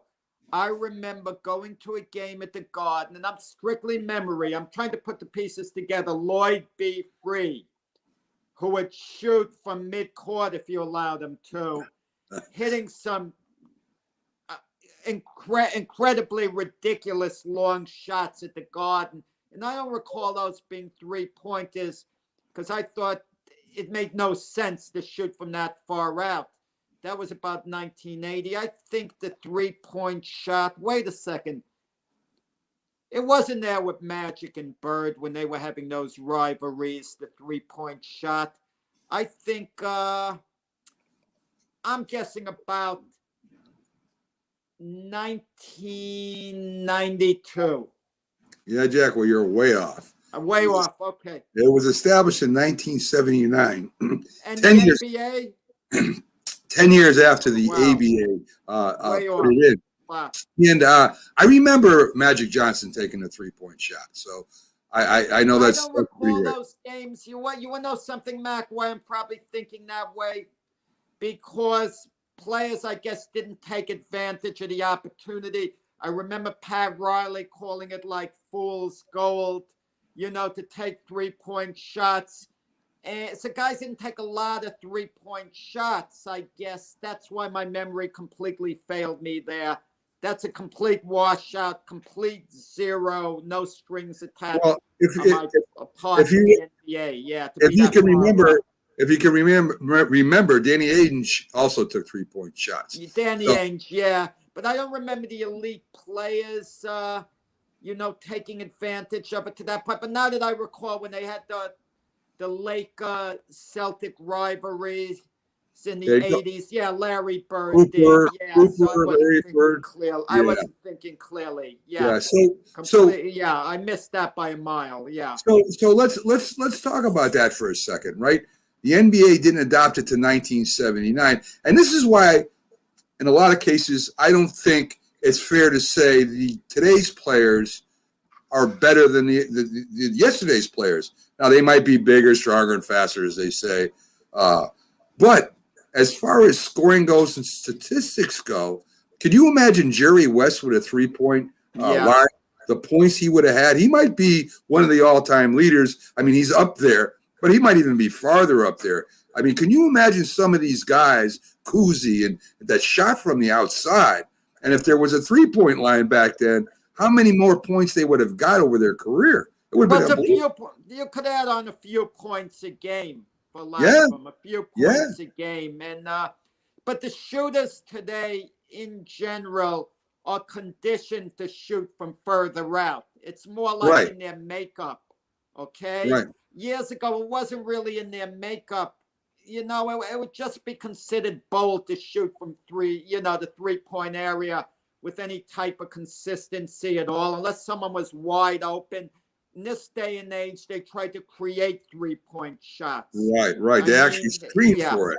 And then you can go to the point in the NBA where, if you remember the great Celtics teams, they tried to slow down the pace. They didn't want to run with the Lakers. So the hand check was used constantly, especially by the Celtics. I remember Dennis Johnson and the other guards. They were all over him bringing the ball up the court. They wanted to slow him down. Made it easier to trap, too, because you slowed them down. So can you imagine the players of today if the hand check was allowed? Can you imagine the fouls that were given up that they didn't call back then that they would call today? And it's the same thing in football, Jack. I mean, but everyone adjusts now. But now they have tougher rules as far as flapping goes. Guys used to flap all the time and get calls. I mean, I'm a big believer the players adjust to whatever. I don't want to hear stuff. Well, if Jordan played in today's NBA, all the extra points he would have gotten, the players would have adjusted to him. You know, someone with the rules. And if they went back in his time, he would have adjusted to them. They would have today they would just moved aside for Jordan on his drives. Yeah, and I don't want to hear this nonsense. Well, if Will Chamberlain were playing today, imagine what he would do. I mean, everyone adjusts to everyone else. Listen, Jack, they're valid points, man. I mean, even in football, I mean, if you saw, I don't know if you remember the picture of Y.A. Tittle after what the Steelers did to him. He looked like he got beat by 10 people on his knees, bleeding from his face. The rules have changed to increase scoring. You can't deny that.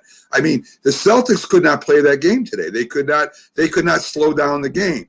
So those great scores of Larry Bird. Listen, I'll say today's game. Kyrie Irving driving to the basket against the bad boy Detroit Pistons, being met by Bill Limbaugh and Rick Mahorn.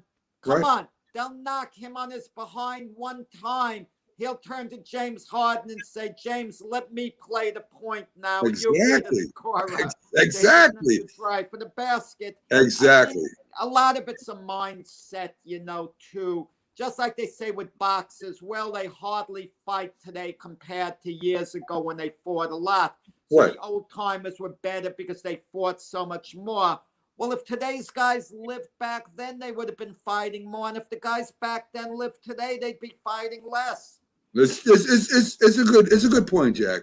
I'm just saying that rules have changed over the years. So what I'm saying is unfair to say that, for instance, well, we know that Kareem Abdul-Jabbar, they took the dunk away out of college. You couldn't dunk anymore because of Kareem Abdul-Jabbar. They wouldn't allow you to do it. So he developed the sky hook. So, I mean, things have changed, and it's hard to say what a quarterback, say like an Otto Graham would have done today or a Y.A. Tittle, being protected. I mean, they were setting these records and scoring all these points when they weren't protected, and the receivers weren't protected. That's just the way the game is. I agree. But I don't want to hear that you know, Kyrie Irving is one of the greatest scorers of all time. And when he's done, when you had Jerry West playing back then, when you could basically molest the guy as he was going up to shoot any kind of basket. So I'm saying there is a valid point there, Jack. When we are comparing different generations, I don't want to hear that they're bigger, better, and faster today either. So it goes both ways. Well, different eras, different situations, different travel schedules. There are more teams, there are more cities you have to travel to. And then on the other hand, there's expansion. There are more teams, so there are weaker teams that you could score on as well. I mean, there's so many elements involved. That's why I don't like to compare, like, who's a greater player than who from different eras, because situations vary so much. I agree, Jack. I agree. So in this week, we'll say this day in sports history, we'll keep it to this day because this week there's so much stuff. 1951, Sugar Ray Robinson wins the title. I guess it's back from Jake LaMotta, if I'm not mistaken, Jack. St. Valentine's Day Massacre in Chicago. It happened. And Robinson fought LaMotta 6 times, okay? He beat him 5 of the 6. This was the last of their meetings, and the only one that was for a world title. LaMotta was defending his world middleweight title. LaMotta had a hard time making the weight. It was a hard, grueling fight, but Robinson really laid a beating on him when they stopped it in that 13th round. And if you saw the movie Raging Bull, it's funny during that scene. It shows Robinson teeing off on LaMotta, and when they stopped the fight, LaMotta all bloody, battered, saying, "You couldn't put me down, Ray. You couldn't put me down." So it's, great, two great fighters who went at it 6 times. And LaMotta handed Sugar Ray Robinson his first defeat, early in his career. Yeah. So in 1966, speaking of the NBA, Wilt Chamberlain breaks the NBA scoring title. Now, that's in 1966. He went on to play a lot more years after that. He breaks the scoring title with 20,884 points and still holds a lot of records in the NBA, Jack. Wilt would have been tough to play for. He would tell other players not to get in his way on the court. Don't drive to the basket. Don't get in my way. Just get me the ball down low. And Wilt himself, to his credit, he admitted it. He said he didn't think the Celtics would have won all those titles had he been there instead of Bill Russell. He said he thought that his individual skills were too overpowering for the team concept. That's a very interesting point. But the great coach at UCLA, John Wooden, thought the Celtics would have won all those titles had Wilt been in instead of Russell. But who knows? I agree with you. Who knows? But and what Wilt said is probably true. I mean, Bill Russell was almost the opposite when it came to team basketball. Yeah. In 1973, Ali defeats Joe Bugner in a 12-round unanimous decision. Joe Bugner, Jack, we know how great Ali was. What kind of fighter was Joe Bugner? Joe Bugner was a timid heavyweight. He was a solid heavyweight. He fought Ali twice. After Ali beat him in a 12-rounder, Bugner gave a good account of himself. Ali, late after he became champion, gave Bugner a shot at the title, and Bugner did nothing, losing a 15-round decision in Kuala Lumpur, an odd place to have a fight. And Ali just took it to him and won lopsidedly. Bugner also fought Smokin' Joe Frazier in Frazier's first fight back after losing the world heavyweight title to George Foreman. They fought July 2nd, 1973 in England. And Bugner lasted the distance. Frazier knocked him down in the 10th round with a left hook. But Bugner wobbled Frazier after and gave a good account of himself. Good, solid heavyweight, but something was lacking, that little extra. Yeah. In 1995, Clyde the Glide Drexler traded from Portland to Houston, and Houston comes away with a championship, Jack.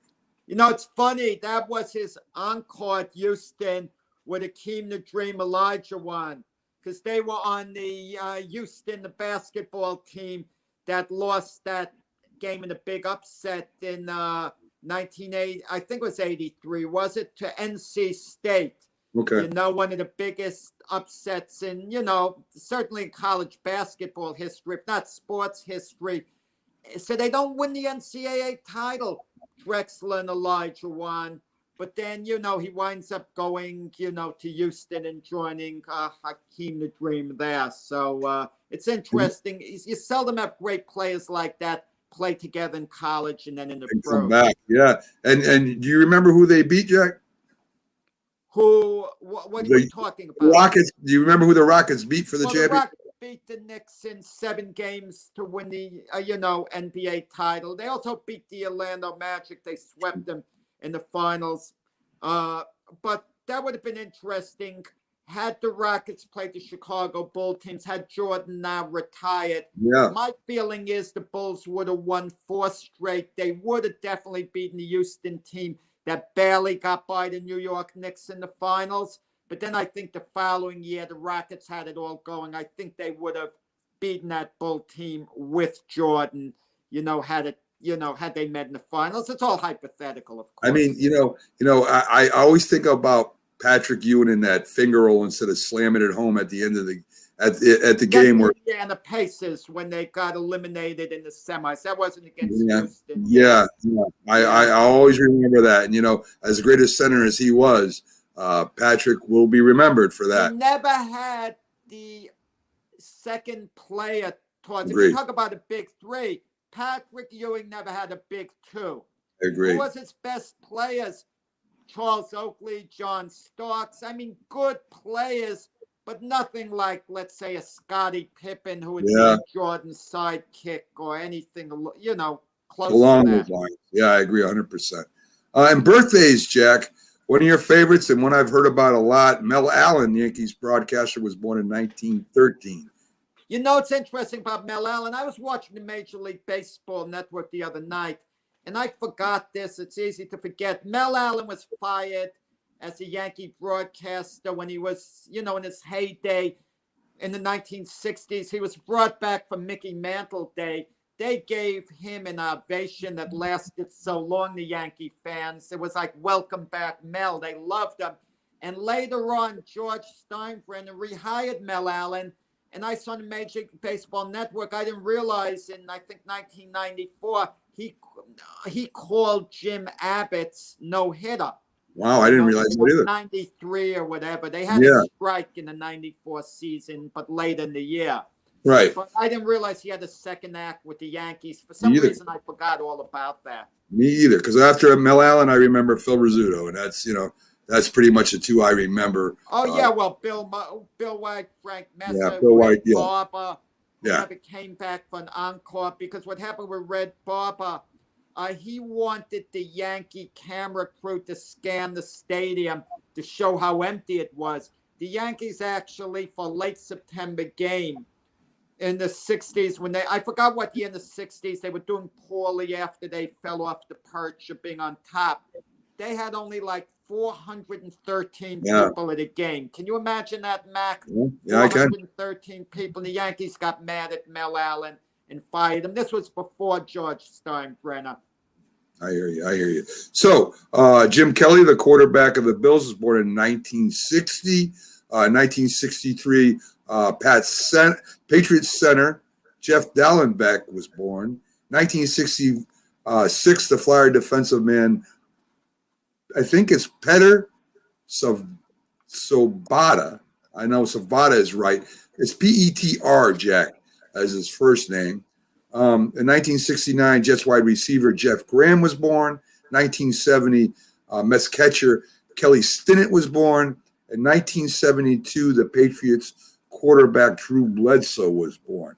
Now, well, those few names you mentioned before Bledsoe, let me just say, only on the Mac and Jack show are you going to hear those names mentioned. You bring those guys back to life here. That's kind of, nice. Well, our followers are supposed to be these teams from the Northeast, and I know some of them grew up watching these guys, even though they weren't the greatest of all time. Drew Bledsoe, I want to talk about for a minute, Jack. Drew Bledsoe came in, I think he was the first round draft pick, and that's when Bill Parcells was overall. Yeah, and he ended up having a pretty good career with the Patriots until he got hurt, and of course Tom Brady later in that year. It's funny, Mac. You know who we talk about as the poster boy for getting injured and not to let anyone take over for you? We talk about Wally Pipp. He misses one day out of the lineup. He takes a day off. Lou Gehrig replaces him, and Wally Pipp never gets back in the lineup. Okay? Drew Bledsoe is solidly entrenched as the Patriots starting quarterback, solidly. He gets injured, so they bring in Tom Brady to play. Tom Brady was a 6th round draft choice. Right. So there was no competition. Brady was not the heir apparent. He was just taking up a roster spot. He made the team. Tom Brady gets in there, does a really good job. Drew Bledsoe never really finds his way back in the starting lineup, but he did have a moment the first year Brady won the Super Bowl in the playoff game against the Steelers. Brady was injured, had to just go out of the game for a little while. and Bledsoe threw a touchdown pass. Right, exactly so that right. was a big thing. That But then was he went on to the Buffalo Bills, the Dallas Cowboys. Cowboys. Yep. He had a good career, but he didn't quite not a Hall of Fame type career. Oh, but not even close. Not even close. But I mean, he was a decent quarterback. Oh, no doubt. There's no doubt about that, Jack. So, folks, Romo replaced him too at Dallas. yes, he did. Yeah. So, he was Jack, replaced by good men at least. we're ending up our show for the last day of the week. We'll be back Wednesday, folks. We got the Philly sports guy on, and we also have a special guest, Marcy Spellman, who will be joining us. She does a cooking show on Facebook, Jack, very popular out here in the Northeast, and she'll be on to talk about keeping your young kids that are playing sports healthy.